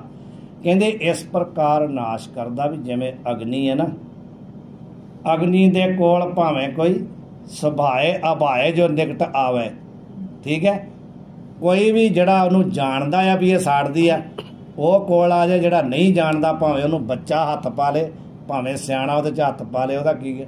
ਦਹਿਤੀ ਇਹ ਵੀ ਪਾਵਕਾ। ਪਾਵਕ ਦਾ ਅਰਥ ਹੈ ਦਹਨ ਕਰਨਾ, ਸਾੜਨਾ। ਭਾਵੇਂ ਉਹਨੂੰ ਕੋਈ ਜਾਣਬੁੱਝ ਕੇ ਹੱਥ ਪਾ ਲੇ, ਭਾਵੇਂ ਕੋਈ ਅਣਜਾਣੇ 'ਚ ਪਾ ਲੇ, ਉਹਦਾ ਸੁਭਾਅ ਆ ਵੀ ਸਾੜਨਾ। ਇਸ ਪ੍ਰਕਾਰ ਹਰੀ ਐਸਾ ਆ ਕਿ ਉਹਨੂੰ ਕੋਈ ਜਿਵੇਂ ਮਰਜ਼ੀ ਯਾਦ ਕਰ ਲੇ, ਭਾਵੇਂ ਕੋਈ ਦੁਸ਼ਟ ਚਿੱਤ ਹੋਵੇ, ਭਾਵੇਂ ਕੋਈ ਸੱਜਣ ਹੋਵੇ, ਉਹਨੇ ਜਿਹਨੇ ਉਹਦਾ ਨਾਮ ਉਚਾਰਨ ਕੀਤਾ ਉਹਦੀ ਪਾਰ ਉਤਾਰਾ ਹੋ ਜਾਣਾ। ਐਸਾ ਹਰੀ ਹੈ। ਇੱਥੇ ਇਹੋ ਹੀ ਕਹਿੰਦੇ ਆ ਵੀ ਉਹ ਐਸਾ ਹਰੀ ਹੈ। ਸਲੋਕ ਚਿਤਵੰਤ ਚਰਨ ਕਮਲੰ ਸਾਸ ਸਾਸ ਅਰਾਧਨ। ਚਿਤਵੰਤ ਚਰਨ ਕਮਲੰ, ਚਰਨ ਤੇ ਕਮਲ ਜਿਹੜੇ ਆ, ਕਮਲਾਂ ਵਰਗੇ ਜਿਹੜੇ ਚਰਨ ਆ, ਉਹਨਾਂ ਨੂੰ ਚਿਤਵੰਤ, ਚਿਤਵਨ ਕਰਦਾ ਹਾਂ ਜਾਂ ਚਿਤਵਨ ਕਰਦੇ ਹਨ। ਪ੍ਰਭੂ ਦੀ ਬੰਦਗੀ ਕਰਨ ਵਾਲੇ ਚਰਨ ਕਮਲਾਂ ਦਾ ਧਿਆਨ, ਇੱਕ ਧਿਆਨ ਹੈ, ਇੱਕ ਦੇਖਣਾ ਹੈ, ਇੱਕ ਚਿੰਤਨ ਕਰਨਾ, ਫਰਕ ਬਹੁਤ ਹੈ। ਇੱਥੇ ਚਿਤਵੰਤ ਕਹਿੰਦੇ ਮਹਾਰਾਜ ਜੀ, ਚਿੰਤਨ ਕਰਦੇ ਆ। ਧਿਆਨ ਕਰਨਾ, ਚਿੰਤਨ ਕਰਨਾ, ਦੇਖਣਾ, ਬਹੁਤ ਫਰਕ ਹੈ। ਇੱਕ ਚਰਨਾਂ ਨੂੰ ਦੇਖਣਾ ਅੱਖਾਂ ਨਾਲ, ਇੱਕ ਚਰਨਾਂ ਦਾ ਚਿੰਤਨ ਕਰਨਾ। ਜਿਹੜਾ ਦੇਖਣਾ ਆ ਅੱਖਾਂ ਨਾਲ, ਉਹ ਬਾਹਰ ਜਿਹੜੇ ਦਿਖ ਰਹੇ ਨਾ ਚਰਨ, ਉਹ ਇਹਨਾਂ ਅੱਖਾਂ ਨਾਲ ਦਿਸ ਜਾਂਦੇ ਆ। ਜੇ ਕਿਤੇ ਚਰਨਾਂ ਦਾ ਚਿੰਤਨ ਕਰਨਾ ਹੋਵੇ ਤੇ ਫਿਰ ਅੱਖਾਂ ਬੰਦ ਕਰਕੇ ਚਿੰਤਨ ਹੁੰਦਾ ਹੈ। ਖੋਲ ਕੇ ਸਾਹਮਣੇ ਜਿਹੜੇ ਉਹਨਾਂ ਚਰਨਾਂ ਦਾ ਚਿੰਤਨ ਨਹੀਂ ਕਹਿ ਸਕਦੇ, ਉਹਨਾਂ ਦਾ ਦਰਸ਼ਨ ਕਹਿ ਸਕਦੇ। ਇੱਥੇ ਮਹਾਰਾਜ ਦਰਸ਼ਨ ਨਹੀਂ ਕਹਿੰਦੇ, ਇੱਥੇ ਕਹਿੰਦੇ ਚਿਤਵੰਤ, ਚਿੰਤਨ ਕਰਦੇ ਆ। ਦਰਸ਼ਨ ਤੇ ਕਰਦੇ ਹੀ ਕਰਦੇ ਆ। ਦਰਸ਼ਨਾਂ ਨੂੰ ਅੱਗੇ ਦੀ ਕਲਾਸ ਹੈ, ਇਹ ਅੱਗੇ ਦੀ ਗੱਲ ਹੈ। ਦਰਸ਼ਨ ਪਹਿਲੀ ਸਟੇਟ ਹੈ, ਵੀ ਪਹਿਲੀ ਸਟੇਜ ਹੈ ਵੀ ਦਰਸ਼ਨ ਅੱਖਾਂ ਨਾਲ ਕਰਨੇ। ਪਰ ਜਿਹੜੇ ਧਿਆਨ ਆ ਉਹ ਇਹਨਾਂ ਅੱਖਾਂ ਨਾਲ ਨਹੀਂ ਹੁੰਦਾ। ਨਾਨਕ ਸੇ ਅੱਖਣੀਆਂ ਬਿਆਨ, ਉਹ ਅੱਖਾਂ ਹੋਰ ਨੇ, ਇਹ ਨਹੀਂ ਆ। ਜਿਨ੍ਹਾਂ ਡਿਸੰਦਰੋ ਮਾਂ ਪਿਰੀ, ਜਿਨ੍ਹਾਂ ਨਾਲ ਮੈਂ ਆਪਣੇ ਪਿਆਰੇ ਦੇ ਦਰਸ਼ਨ ਕਰਨੇ, ਉਹ ਅੱਖਾਂ ਨਹੀਂ ਆ। ਭਗਵਾਨ ਕ੍ਰਿਸ਼ਨ ਜੀ ਮਹਾਰਾਜ ਕਹਿੰਦੇ ਅਰਜਨ ਨੂੰ, ਭਈ ਜੇ ਤੂੰ ਮੈਨੂੰ ਦੇਖਣਾ ਨਾ ਅਰਜਨ, ਤੇ ਫਿਰ ਥੋੜਾ ਜਿਹਾ ਸਮਾਂ ਇਕਾਗਰ ਹੋ। ਦਿਵਯਮ ਦਦਾਨੀ ਤੇ ਚਕਸ਼ੂ, ਤੈਨੂੰ ਮੈਂ ਦਿਵਯ ਚਕਸ਼ੂ ਦੇਣਾ। ਦਿਵਯਮ ਦਦਾਨੀ ਤੇ ਚਕਸ਼ੂ, ਜੇ ਤੂੰ ਮੈਨੂੰ ਦੇਖਣਾ ਤਾਂ। ਹੁਣ ਇਹ ਦੇਖੋ ਭਈ ਭਗਵਾਨ ਕ੍ਰਿਸ਼ਨ ਜੀ ਸਾਹਮਣੇ ਖੜੇ ਅਰਜਨ ਦੇ, ਤੇ ਉਹ ਰੋਜ਼ ਉਹਨਾਂ ਨੂੰ ਦੇਖਦਾ ਕਿ ਨਹੀਂ ਦੇਖਦਾ। ਹੁਣ ਉਹਨੂੰ ਕਹਿੰਦੇ ਜੇ ਤੂੰ ਮੈਨੂੰ ਅਸਲੀ ਦੇਖਣਾ ਤੇ ਫਿਰ ਤੈਨੂੰ ਮੈਂ ਅੱਖਾਂ ਹੋਰ ਦੇਣਾ ਆ। ਇਹਦਾ ਮਤਲਬ ਜਿਹੜੇ ਸਾਹਮਣੇ ਖੜੇ ਆ ਉਹ ਹੋਰ ਨੇ, ਜਿਹੜੀਆਂ ਅੱਖਾਂ ਨਾਲ ਇਹ ਦਿਸ ਰਹੇ ਆ ਉਹ ਕ੍ਰਿਸ਼ਨ ਹੋਰ ਹੈ। ਜਿਹੜੀਆਂ ਅੱਖਾਂ ਦੇ ਕੇ ਕਹਿੰਦੇ ਤੂੰ ਅਸੀਂ ਦਿਖਾਉਂਦੇ ਆ, ਉਹ ਕ੍ਰਿਸ਼ਨ ਹੋਰ ਹੈ। ਭਾਵ ਉਹ ਵਿਰਾਟ ਸਰੂਪ ਹੈ ਜਿਹੜਾ ਇਹਨਾਂ ਅੱਖਾਂ ਨਾਲ ਦਿਸ ਰਿਹਾ, ਇਹ ਥੋੜੀ ਜਗ੍ਹਾ 'ਚ ਖੜਾ ਆ। ਜਿਹੜਾ ਉਹਨਾਂ ਅੱਖਾਂ ਨਾਲ ਦੇਖਣਾ, ਉਹ ਸਾਰੇ ਹੀ ਉਸੇ ਨੂੰ ਦੇਖਣਾ। ਤੇ ਚਿਤਵੰਤ ਚਰਨ ਕਮਲੰ, ਜਿਹੜੇ ਚਰਨ ਕਮਲ ਹੈ, ਉਹ ਜਦੋਂ ਇਸ ਤਰ੍ਹਾਂ ਚਿੰਤਨ ਕਰਨਾ ਹੋਵੇ ਪਿਆਰਿਆਂ ਨੇ, ਤੇ ਉਹ ਕਿੱਥੇ ਚਿੰਤਨ ਹੋ ਸਕਦਾ, ਕਿਵੇਂ ਹੋ ਸਕਦਾ ਹੈ? ਪ੍ਰਸ਼ਨ ਹੈ ਵੀ ਕਿਵੇਂ ਫਿਰ ਚਿੰਤਨ ਹੋ ਸਕਦਾ ਆ? ਤੇ ਚਿਤਵੰਤ ਚਰਨ ਕਮਲੰ ਇਸ ਪ੍ਰਕਾਰ ਹੋ ਸਕਦਾ ਆ ਜਦੋਂ ਇਹ ਪਤਾ ਚੱਲ ਜਾਏ, ਐਸੀ ਅਵਸਥਾ ਬਣ ਜਾਏ, ਫਿਰ ਦੋਵੇਂ ਤਰ੍ਹਾਂ ਦਾ ਧਿਆਨ ਹੋ ਜਾਂਦਾ ਹੈ। ਸਹਿਸ ਤਵ ਨੈਣ ਨਨ ਨੈਣ ਹੈ ਤੋਹੇ ਕੋ, ਇਹ ਹੈ ਨਾ ਸਹਿਸ ਪਦ ਬਿਮਲ। ਠੀਕ ਹੈ, ਜਿਹੜਾ ਚਿਤਵੰਤ ਚਰਨ ਕਮਲੰ ਕਿਵੇਂ ਚਿੰਤਨ ਕਰਦੇ ਆ, ਐਵੇਂ ਚਿੰਤਨ ਕਰਦੇ ਆ। ਸਹਿਸ ਪਦ ਬਿਮਲ ਨਨ ਏਕ ਪਦ, ਉਹਨਾਂ ਨੂੰ ਫਿਰ ਸਾਰੇ ਜੋ ਜਿੰਨੇ ਵੀ ਚਰਨ ਨੇ ਨਾ, ਸਾਰੇ ਉਸੇ ਦੇ ਚਰਨ ਦਿਖਾਈ ਦਿੰਦੇ ਆ। ਕੋਈ ਵੀ ਚਰਨ ਹੋਣ, ਸਾਰੇ ਚਰਨ ਉਸੇ ਦੇ ਦਿਖਾਈ ਦਿੰਦੇ ਆ, ਭਾਵ ਉਹੀ ਦਿਖਾਈ ਦਿੰਦਾ ਹੈ। ਚਿਤਵੰਤ ਚਰਨ ਕਮਲੰ।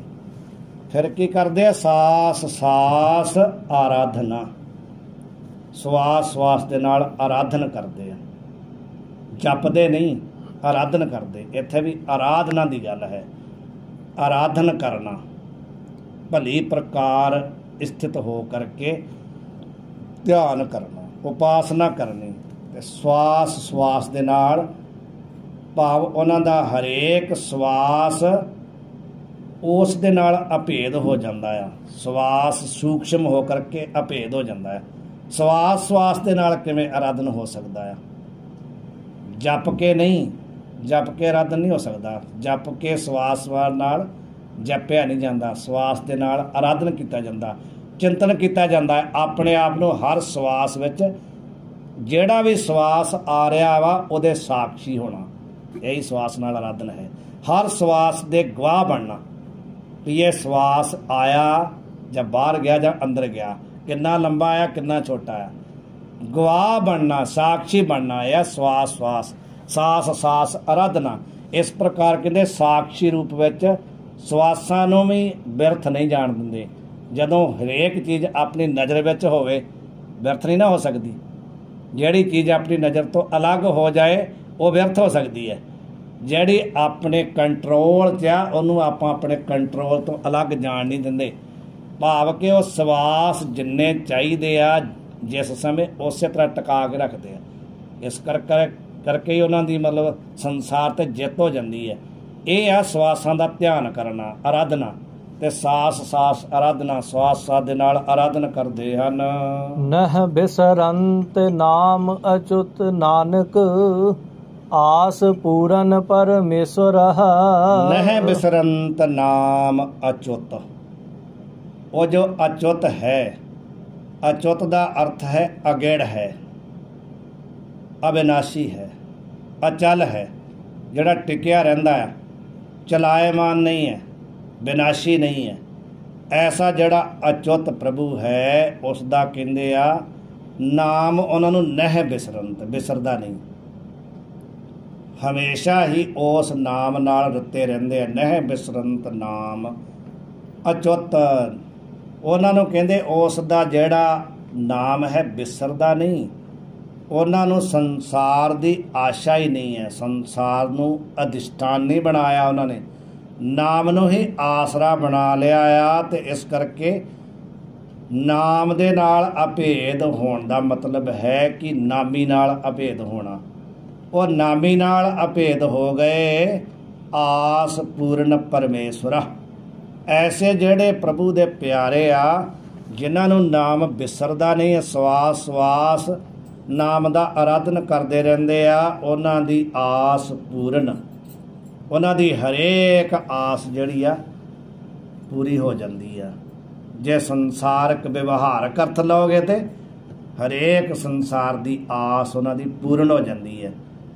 ਪਰ ਜਿਹੜੇ ਨਾਮ ਜਪ ਕੇ ਆਰਾਧਨ ਤੱਕ ਪਹੁੰਚ ਜਾਂਦੇ ਆ, ਆਰਾਧਨ ਕਰਕੇ, ਆਰਾਧਨ ਤੋਂ ਬਾਅਦ, ਆਰਾਧਨ ਦਾ ਅਰਥ ਕੀ ਹੈ, ਉਹ ਮੰਨਣ ਕਰਦੇ ਆ, ਫਿਰ ਨਿਧ ਅਧਿਆਸਨ ਕਰਦੇ ਆ, ਫਿਰ ਆਸ ਪੂਰਨ, ਉਹ ਪੂਰਨ ਕਾਮ, ਤ੍ਰਿਪਤ ਕਾਮ ਹੋ ਜਾਂਦੇ। ਭਾਵ ਉਹਨਾਂ ਦੀ ਆਸਾ ਕੋਈ ਰਹਿੰਦੀ ਹੀ ਨਹੀਂ, ਉਹ ਆਸਾ ਤੋਂ ਉੱਪਰ ਉੱਠ ਜਾਂਦੇ ਆ। ਆਸ ਪੂਰਨ, ਉਹ ਤਾਂ ਦੂਸਰਿਆਂ ਦੀਆਂ ਆਸਾਂ ਪੂਰਨ ਕਰਦੇ ਸਮਰਥ ਹੋ ਜਾਂਦੇ। ਉਹਨਾਂ ਦੀ ਆਪਣੀ ਆਸ ਹੈ ਹੀ ਕੋਈ ਨਹੀਂ, ਕਾਮਨਾ ਤੋਂ ਰਹਿਤ ਹੋ ਗਏ। ਐਸੇ ਜੋ ਪਿਆਰੇ ਹਨ। ਸੀਤੜਾ ਮਨ ਮੰਝਾਹੇ, ਪਲਕ ਨਾ ਥੀਵੈ ਬਾਹਰਾ। ਸੀਤੜਾ ਜਿਹੜਾ ਕਹਿੰਦੇ ਮਨ ਆ ਨਾ, ਸੀਤੜਾ ਸੀਤਲ ਹੋ ਗਿਆ, ਠੰਡਾ ਹੋ ਗਿਆ। ਸੀਤੜਾ ਮਨ ਮੱਝਾਹੇ, ਚਰਨਾਂ ਕਮਲਾਂ ਦੇ ਵਿੱਚ, ਨਾਮ ਦੇ ਵਿੱਚ, ਦਰਸ਼ਨਾਂ ਦੇ ਵਿੱਚ, ਜਾਂ ਤੇ ਸੀਤੜਾ ਸੀਤਲ ਹੋ ਗਿਆ ਜਾਂ ਸੀਤਾ ਗਿਆ, ਟਿਕ ਗਿਆ। ਪਲਕ ਨਾ ਥੀਵੈ, ਇੱਕ ਪਲਕ ਵੀ ਨਾ ਥੀਵੈ ਬਾਹਰਾ, ਇੱਕ ਪਲਕ ਵੀ ਬਾਹਰ ਨਹੀਂ ਜਾਂਦਾ, ਇੱਧਰ ਉੱਧਰ ਜਾਂਦਾ ਹੀ ਨਹੀਂ। ਉਹਦੇ ਵਿੱਚ ਇਸ ਪ੍ਰਕਾਰ ਬਿੰਨਿਆ ਗਿਆ ਕਿ ਇੱਧਰ ਉੱਧਰ ਪਲਕ, ਇੱਕ ਪਲਕ ਮਾਤਰ ਵੀ ਬਾਹਰ ਨਹੀਂ ਜਾਂਦਾ। ਪਲਕ ਜਿੰਨਾ ਸਮਾਂ ਵੀ ਜੇ ਧਿਆਨ ਟਿਕ ਜਾਏ, ਪਲਕ ਦੀ ਨਿਮਖ ਦੀ ਜਿਹੜੀ ਮਹਿਮਾ ਆ ਉਹਦਾ ਕਥਨ ਨਹੀਂ ਕੀਤਾ ਜਾ ਸਕਦਾ। ਤੇ ਉਹਨਾਂ ਦਾ ਕਹਿੰਦੇ ਇੱਕ ਪਲਕ ਵੀ ਬਾਹਰ ਨਹੀਂ ਜਾਂਦਾ।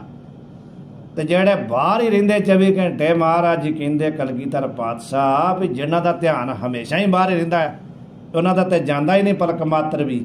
ਤੇ ਜਿਹੜੇ ਸਾਡੇ ਵਰਗੇ ਜਿਨ੍ਹਾਂ ਦਾ ਧਿਆਨ ਬਾਹਰ ਹੀ ਰਹਿੰਦਾ ਹੈ, ਉਹਨਾਂ ਨੂੰ ਸੱਚੇ ਪਾਤਸ਼ਾਹ ਪਲਕ ਦੀ ਨਿਮਖ ਦੀ ਮਹਿਮਾ ਦੱਸਦੇ ਆ ਵੀ ਜੇ ਕਿਤੇ ਤੁਸੀਂ ਟਿਕ ਕਰਕੇ ਨਾ 24 ਘੰਟੇ ਬਾਹਰ ਘੁੰਮਦੇ ਜੇ, ਸੰਸਾਰ ਦੇ ਪਦਾਰਥਾਂ ਦਾ ਅਨੁਭਵ ਕਰਦੇ ਜੇ, ਤੇ ਜੇ ਕਿਤੇ ਏਕ ਚਿੱਤ ਜਿਨ ਇੱਕ ਛਿਨ ਧਿਆਇਓ, ਇੱਕ ਛਿਨ ਮਾਤਰ ਵੀ ਜੇ ਇਕਾਗਰ ਹੋ ਜਾਏ ਨਾ ਕੋਈ, ਤੇ ਕਾਲ ਫਾਸ ਕੇ ਵਿੱਚ ਨਾ ਆਇਓ।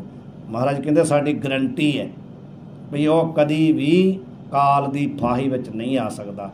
ਤੇ ਜਿਹੜੇ ਪ੍ਰਭੂ ਦੇ ਪਿਆਰੇ ਆ, ਪਲਕ ਨਾ ਥੀਵੇ ਬਾਹਰ ਆਓ, ਤੇ ਇੱਕ ਪਲਕ ਮਾਤਰ ਵੀ, ਇੱਕ ਟਿਕ ਟਿਕੀ ਕਹਿੰਦੇ ਆਪਣੇ ਪਿਆਰੇ ਦੇ ਦਰਸ਼ਨ ਕਰਦੇ ਰਹਿੰਦੇ, ਪਲਕ ਨਾ ਥੀਵੇ, ਉਹਨਾਂ ਦੀ ਪਲਕ ਵੀ ਨਹੀਂ ਡਿੱਗਦੀ। ਇਹ ਵੀ ਅਰਥ ਹੈ।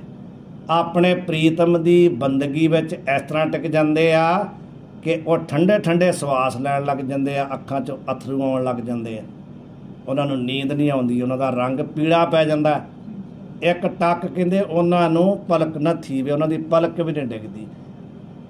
ਐਸੇ ਜਿਹੜੇ ਬੰਦਗੀ ਵਾਲੇ, ਉਹਨਾਂ ਮਹਾਂਪੁਰਸ਼ਾਂ ਦੀ ਇਹ ਮਹਿਮਾ ਹੈ। ਨਾਨਕ ਆਸੜੀ ਨਿਬਾਹੇ ਸਦਾ ਪੇਖੰਦੋ ਸੱਚ ਤਾਣੀ। ਸੱਚੇ ਪਾਤਸ਼ਾਹ ਗੁਰੂ ਅਰਜਨ ਦੇਵ ਜੀ ਕਹਿੰਦੇ ਵੀ ਸਾਡੇ ਤੇ ਵੀ ਕਿਰਪਾ ਕਰੋ, ਹੇ ਪ੍ਰਭੂ, ਹੇ ਦਇਆਲੂ, ਕਿ ਆਪ ਜੀ ਦੇ ਨਾਮ ਦਾ ਆਰਾਧਨ ਮੈਂ ਕਰਦਾ ਰਵਾਂ। ਮੇਰੀ ਜਿਹੜੀ ਆਸ ਹੈ, ਆਸੜੀ ਆਸ, ਮੇਰੀ ਇੱਛਾ ਹੈ ਜਿਹੜੀ ਨਿਭਾਹੇ, ਉਹ ਮੇਰੀ ਨਿਭਾ ਦਿਓ, ਮੇਰੀ ਨਿਭ ਜਾਏ। ਸਦਾ ਪਖੰਦੋ, ਜੇ ਕਿਤੇ ਮੈਂ ਆਪਣੀਆਂ ਅੱਖਾਂ ਦੇ ਨਾਲ ਦੇਖਾਂ ਤੇ ਕਿਹਨੂੰ ਦੇਖਾਂ, ਸੱਚ ਧਣੀ। ਇਹ ਮੇਰੀ ਇੱਕ ਕਹਿੰਦੇ ਆਸ਼ਾ ਜਿਹੜੀ ਹੈ ਪੂਰਨ ਕਰ ਦਿਓ ਕਿ ਮੈਂ ਜੇ ਦਰਸ਼ਨ ਕਰਾਂ ਅੱਖਾਂ ਨਾਲ ਤੇ ਕਿਹਦਾ ਕਰਾਂ, ਜਿਹੜਾ ਸਤ ਸਰੂਪ ਹੈ, ਧਣੀ ਹੈ, ਮਾਲਕ ਹੈ। ਭਾਵ ਮੈਂ ਇਹ ਅਨੁਭਵ ਵੀ ਕਰਾਂ। ਮੇਰੀ ਆਸਾ ਇਹੀ ਹੈ ਕਿ ਸਦਾ ਹੀ ਪਖੰਦੋ, ਮੈਂ ਅਨੁਭਵ ਕਰਦਾ ਰਵਾਂ, ਦੇਖਦਾ ਰਵਾਂ ਸੱਚ ਦਾ। ਜੋ ਸੱਚ ਹੈ ਮੈਂ ਉਸ ਦੇ ਉੱਤੇ ਪਹਿਰਾ ਦੇ ਸਕਾਂ, ਸੱਚ ਬੋਲ ਸਕਾਂ, ਸੱਚ ਸੁਣ ਸਕਾਂ, ਸੱਚ ਸੁਣਾ ਸਕਾਂ। ਸੱਚ ਦੀ ਕੋਈ ਵਿਆਖਿਆ ਨਹੀਂ ਕੀਤੀ ਜਾ ਸਕਦੀ। ਸੱਚ ਕਿਤੇ ਮੂਰਤੀਮਾਨ ਹੋ ਕਰਕੇ ਨਹੀਂ ਦਿਖਾਇਆ ਜਾ ਸਕਦਾ। ਸੱਚ ਮੈਂ ਪਹਿਲੇ ਵੀ ਬੇਨਤੀ ਕੀਤੀ ਕਿ ਸੱਚ ਅਨੁਭਵ ਹੀ ਕੀਤਾ ਜਾ ਸਕਦਾ ਹੈ। ਉਹ ਜਿਹੜਾ ਅਨੁਭਵ ਕਰਦਾ ਉਸ ਨੂੰ ਪਤਾ। ਕਹਿੰਦੇ ਮੇਰੀ ਇਹ ਆਸ਼ਾ ਹੈ, ਇਹ ਮੇਰੀ ਨਿਭ ਜਾਏ, ਇਹ ਮੇਰਾ ਪ੍ਰਤਿਗਿਆ ਮੇਰੀ ਜਿਹੜੀ ਨਿਭ ਜਾਏ, ਮੈਂ ਸਦਾ ਹੀ ਉਸ ਮਾਲਕ ਜੋ ਸੱਚਾ ਪ੍ਰਭੂ ਹੈ ਉਸ ਦੇ ਦਰਸ਼ਨ ਕਰਦਾ ਰਵਾਂ। ਪੌੜੀ ਆਸਾਵੰਤੀ ਆਸ ਗੁਸਾਈ ਪੂਰੀ ਹੈ। ਜੋ ਗੁਸਾਈ ਹੈ, ਜੋ ਮਾਲਕ ਹੈ, ਜੋ ਉਸ ਮਾਲਕ ਦੀ ਬੰਦਗੀ ਕਰਨ ਲੱਗ ਜਾਂਦੇ ਆ, ਉਸ ਮਾਲਕ ਦੇ ਸਮਰਪਿਤ ਹੋ ਜਾਂਦੇ ਆ, ਐਸੇ ਜਿਹੜੇ ਆਸਾਵੰਤੀ, ਜਿਹੜੇ ਆਸਵਾਨ ਨੇ, ਜਿਹੜੇ ਇਸ ਪ੍ਰਕਾਰ ਦੀ ਆਸਾ ਕਰਦੇ ਆ, ਗੁਸਾਈ ਪੂਰੀ ਹੈ। ਜੋ ਮਾਲਕ ਹੈ ਉਹ ਉਹਨਾਂ ਦੀ ਆਸ ਪੂਰੀ ਕਰਦਾ। ਭਾਵ ਉਹਨਾਂ ਦੀ ਸੇਵਕ ਕੀ ਓੜਕ ਨਿਭਹੀ ਪ੍ਰੀਤ। ਇਹੀ ਉਹਨਾਂ ਦੀ ਸੇਵਕ ਦੀ ਆਸ ਹੈ ਨਾ, ਕਿ ਮੇਰੀ ਜਿਹੜੀ ਪ੍ਰੀਤੀ ਹੈ ਨਿਭ ਜਾਏ। ਜਿਵੇਂ ਕਿ ਸਤਿਕਾਰਯੋਗ ਗਿਆਨੀ ਜੀ ਮਹਾਰਾਜ ਨੇ ਨਿਭਾਈ ਹੈ, ਉਹਨਾਂ ਤੇ ਆਪਾਂ ਸਾਰਿਆਂ ਨੇ ਦਰਸ਼ਨ ਕੀਤੇ ਆ।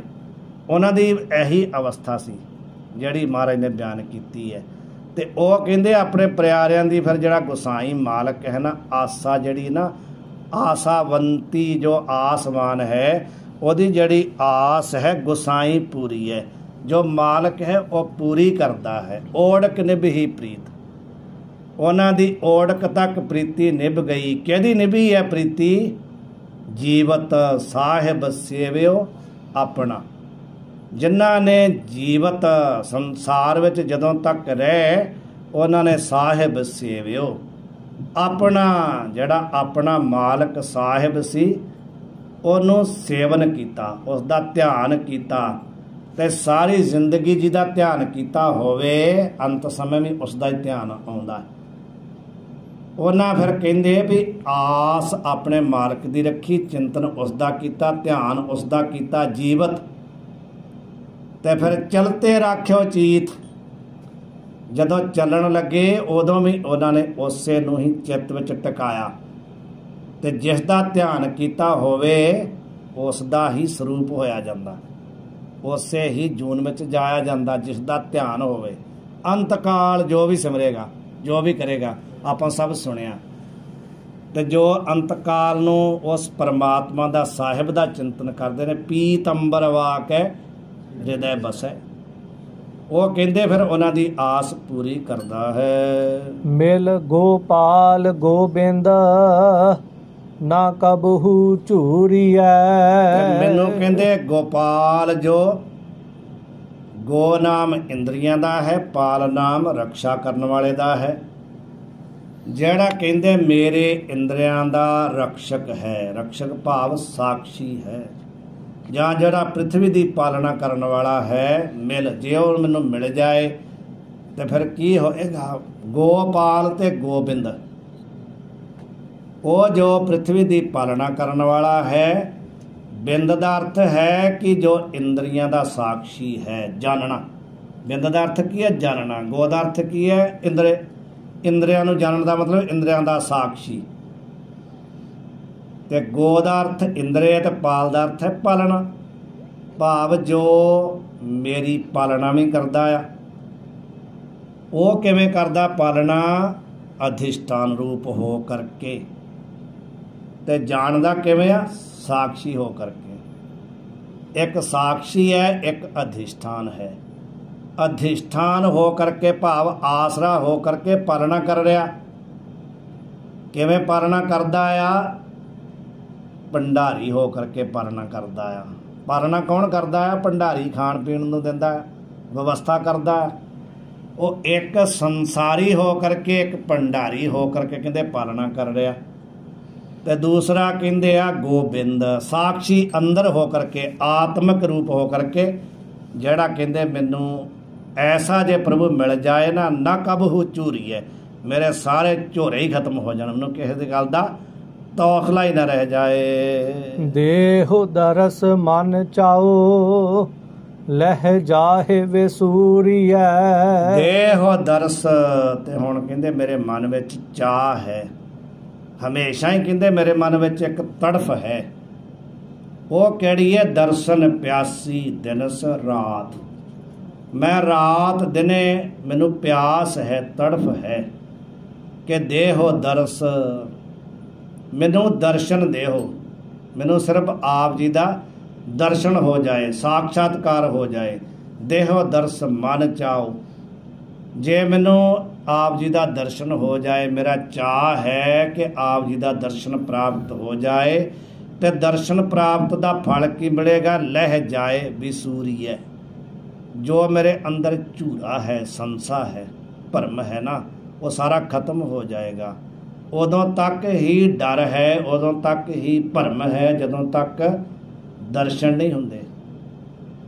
ਦਰਸ਼ਨ ਤੇ ਹੁਣ ਵੀ ਹੋ ਰਹੇ ਆ, ਪਰ ਕੀ ਦਰਸ਼ਨ ਹੋ ਰਹੇ ਆ? ਸੰਸਾਰ ਦੇ ਬਹੁਤ ਰੰਗ ਤਮਾਸ਼ੇ ਦਰਸ਼ਨ ਤੇ ਹੋ ਰਹੇ ਆ, ਪਰ ਜਿੰਨੇ ਤਮਾਸ਼ੇ ਜਿੰਨੇ ਰੰਗ ਆ, ਅੱਖੀਂ ਦੇਖ ਨਾ ਰੱਜੀਆਂ।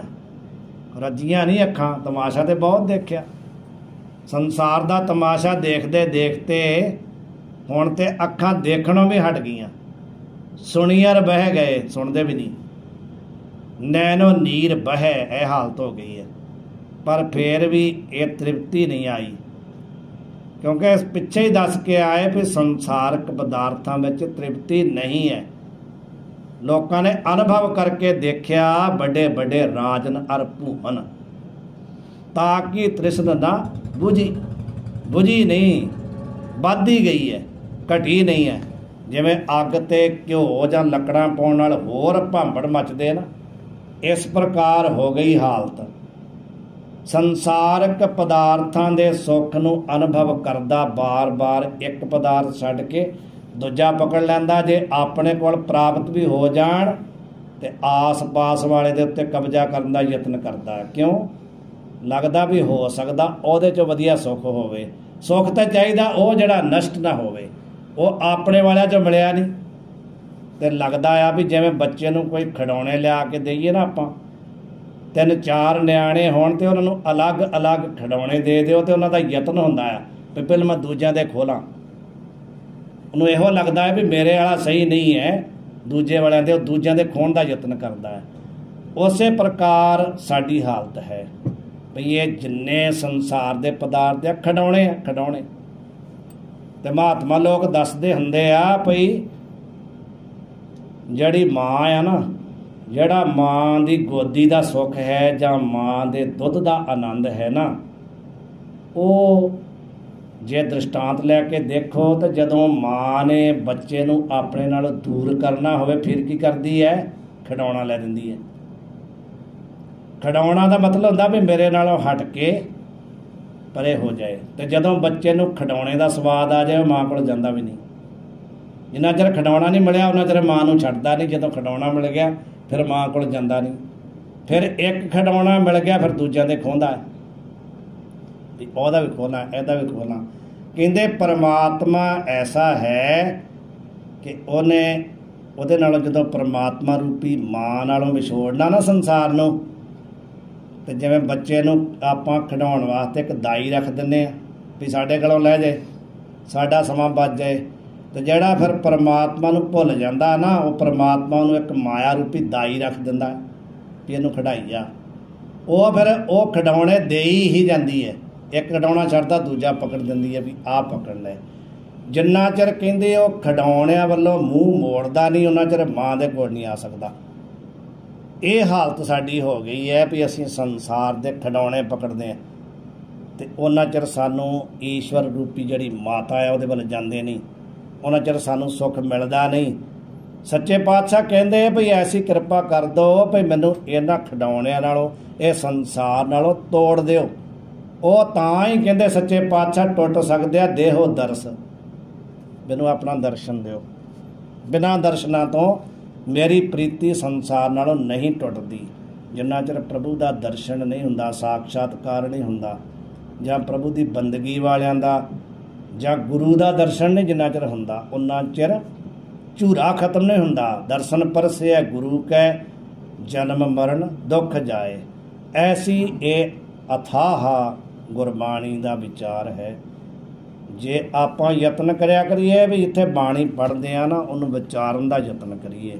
ਸਮਾਂ ਵੀ ਬਹੁਤ ਹੋ ਗਿਆ, ਕਥਾ ਤੇ ਬਹੁਤ ਅਜੇ ਜੋ ਹੈ ਬਾਕੀ ਹੈ, ਪਰ ਹੁਣ ਆਪਾਂ ਉਸ ਨੂੰ ਸੰਖੇਪ ਰੂਪ ਨਾਲ ਪਾਠ ਦੇ ਰੂਪ ਵਿੱਚ ਆਪਾਂ ਵਿਚਾਰ ਲਈ ਹੈ। ਪਾਠ ਸਿੰਘਾਂ ਨੇ ਕੀਤਾ ਤੇ ਅੱਜ ਦੀ ਜਿਹੜੀ ਵਿਚਾਰ ਹੈ, ਆਪਾਂ ਇਹ ਜੋ ਕੁਛ ਵੀ ਵਿਚਾਰਿਆ ਆ, ਇਹ ਜਿਨ੍ਹਾਂ ਦੀ ਯਾਦ ਵਿੱਚ ਬੈਠੇ ਉਹਨਾਂ ਦੀ ਆਸ਼ੀਰਵਾਦ ਨਾਲ ਵਿਚਾਰਿਆ।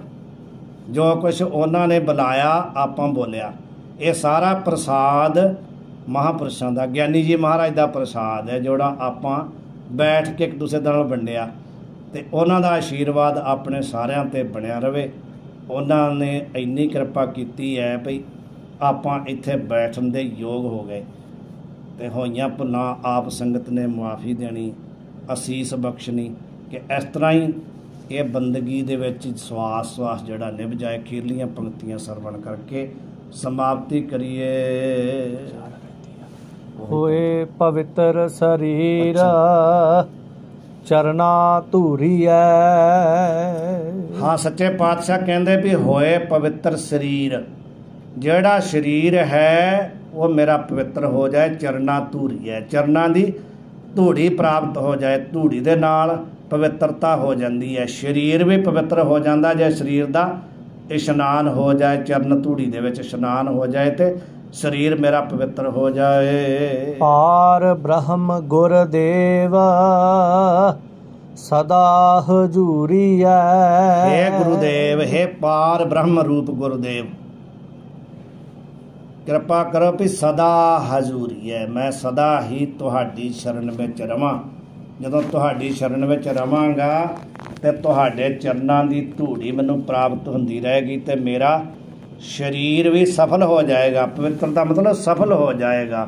ਇਸ ਪ੍ਰਕਾਰ ਸੱਚੇ ਪਾਤਸ਼ਾਹ ਨੇ ਕਿਰਪਾ ਕੀਤੀ ਹੈ। ਹੋਈਆਂ ਭੁੱਲਾਂ ਦੀ ਮੁਆਫੀ ਅਸੀਸ ਬਖਸ਼ੋ। ਹੁਣ ਆਪਾਂ ਫਿਰ ਪੰਕਤੀਆਂ ਪੜ੍ਹ ਕੇ ਫਤਿਹ ਬੁਲਾਈਏ ਜੀ। ਹੋਏ ਪਵਿੱਤਰ ਸਰੀਰ ਚਰਨਾ ਧੂਰੀਐ। ਪਾਰ ਬ੍ਰਹਮ ਗੁਰਦੇਵ ਸਦਾ ਹਜ਼ੂਰੀਐ। ਵਾਹਿਗੁਰੂ ਜੀ ਕਾ ਖਾਲਸਾ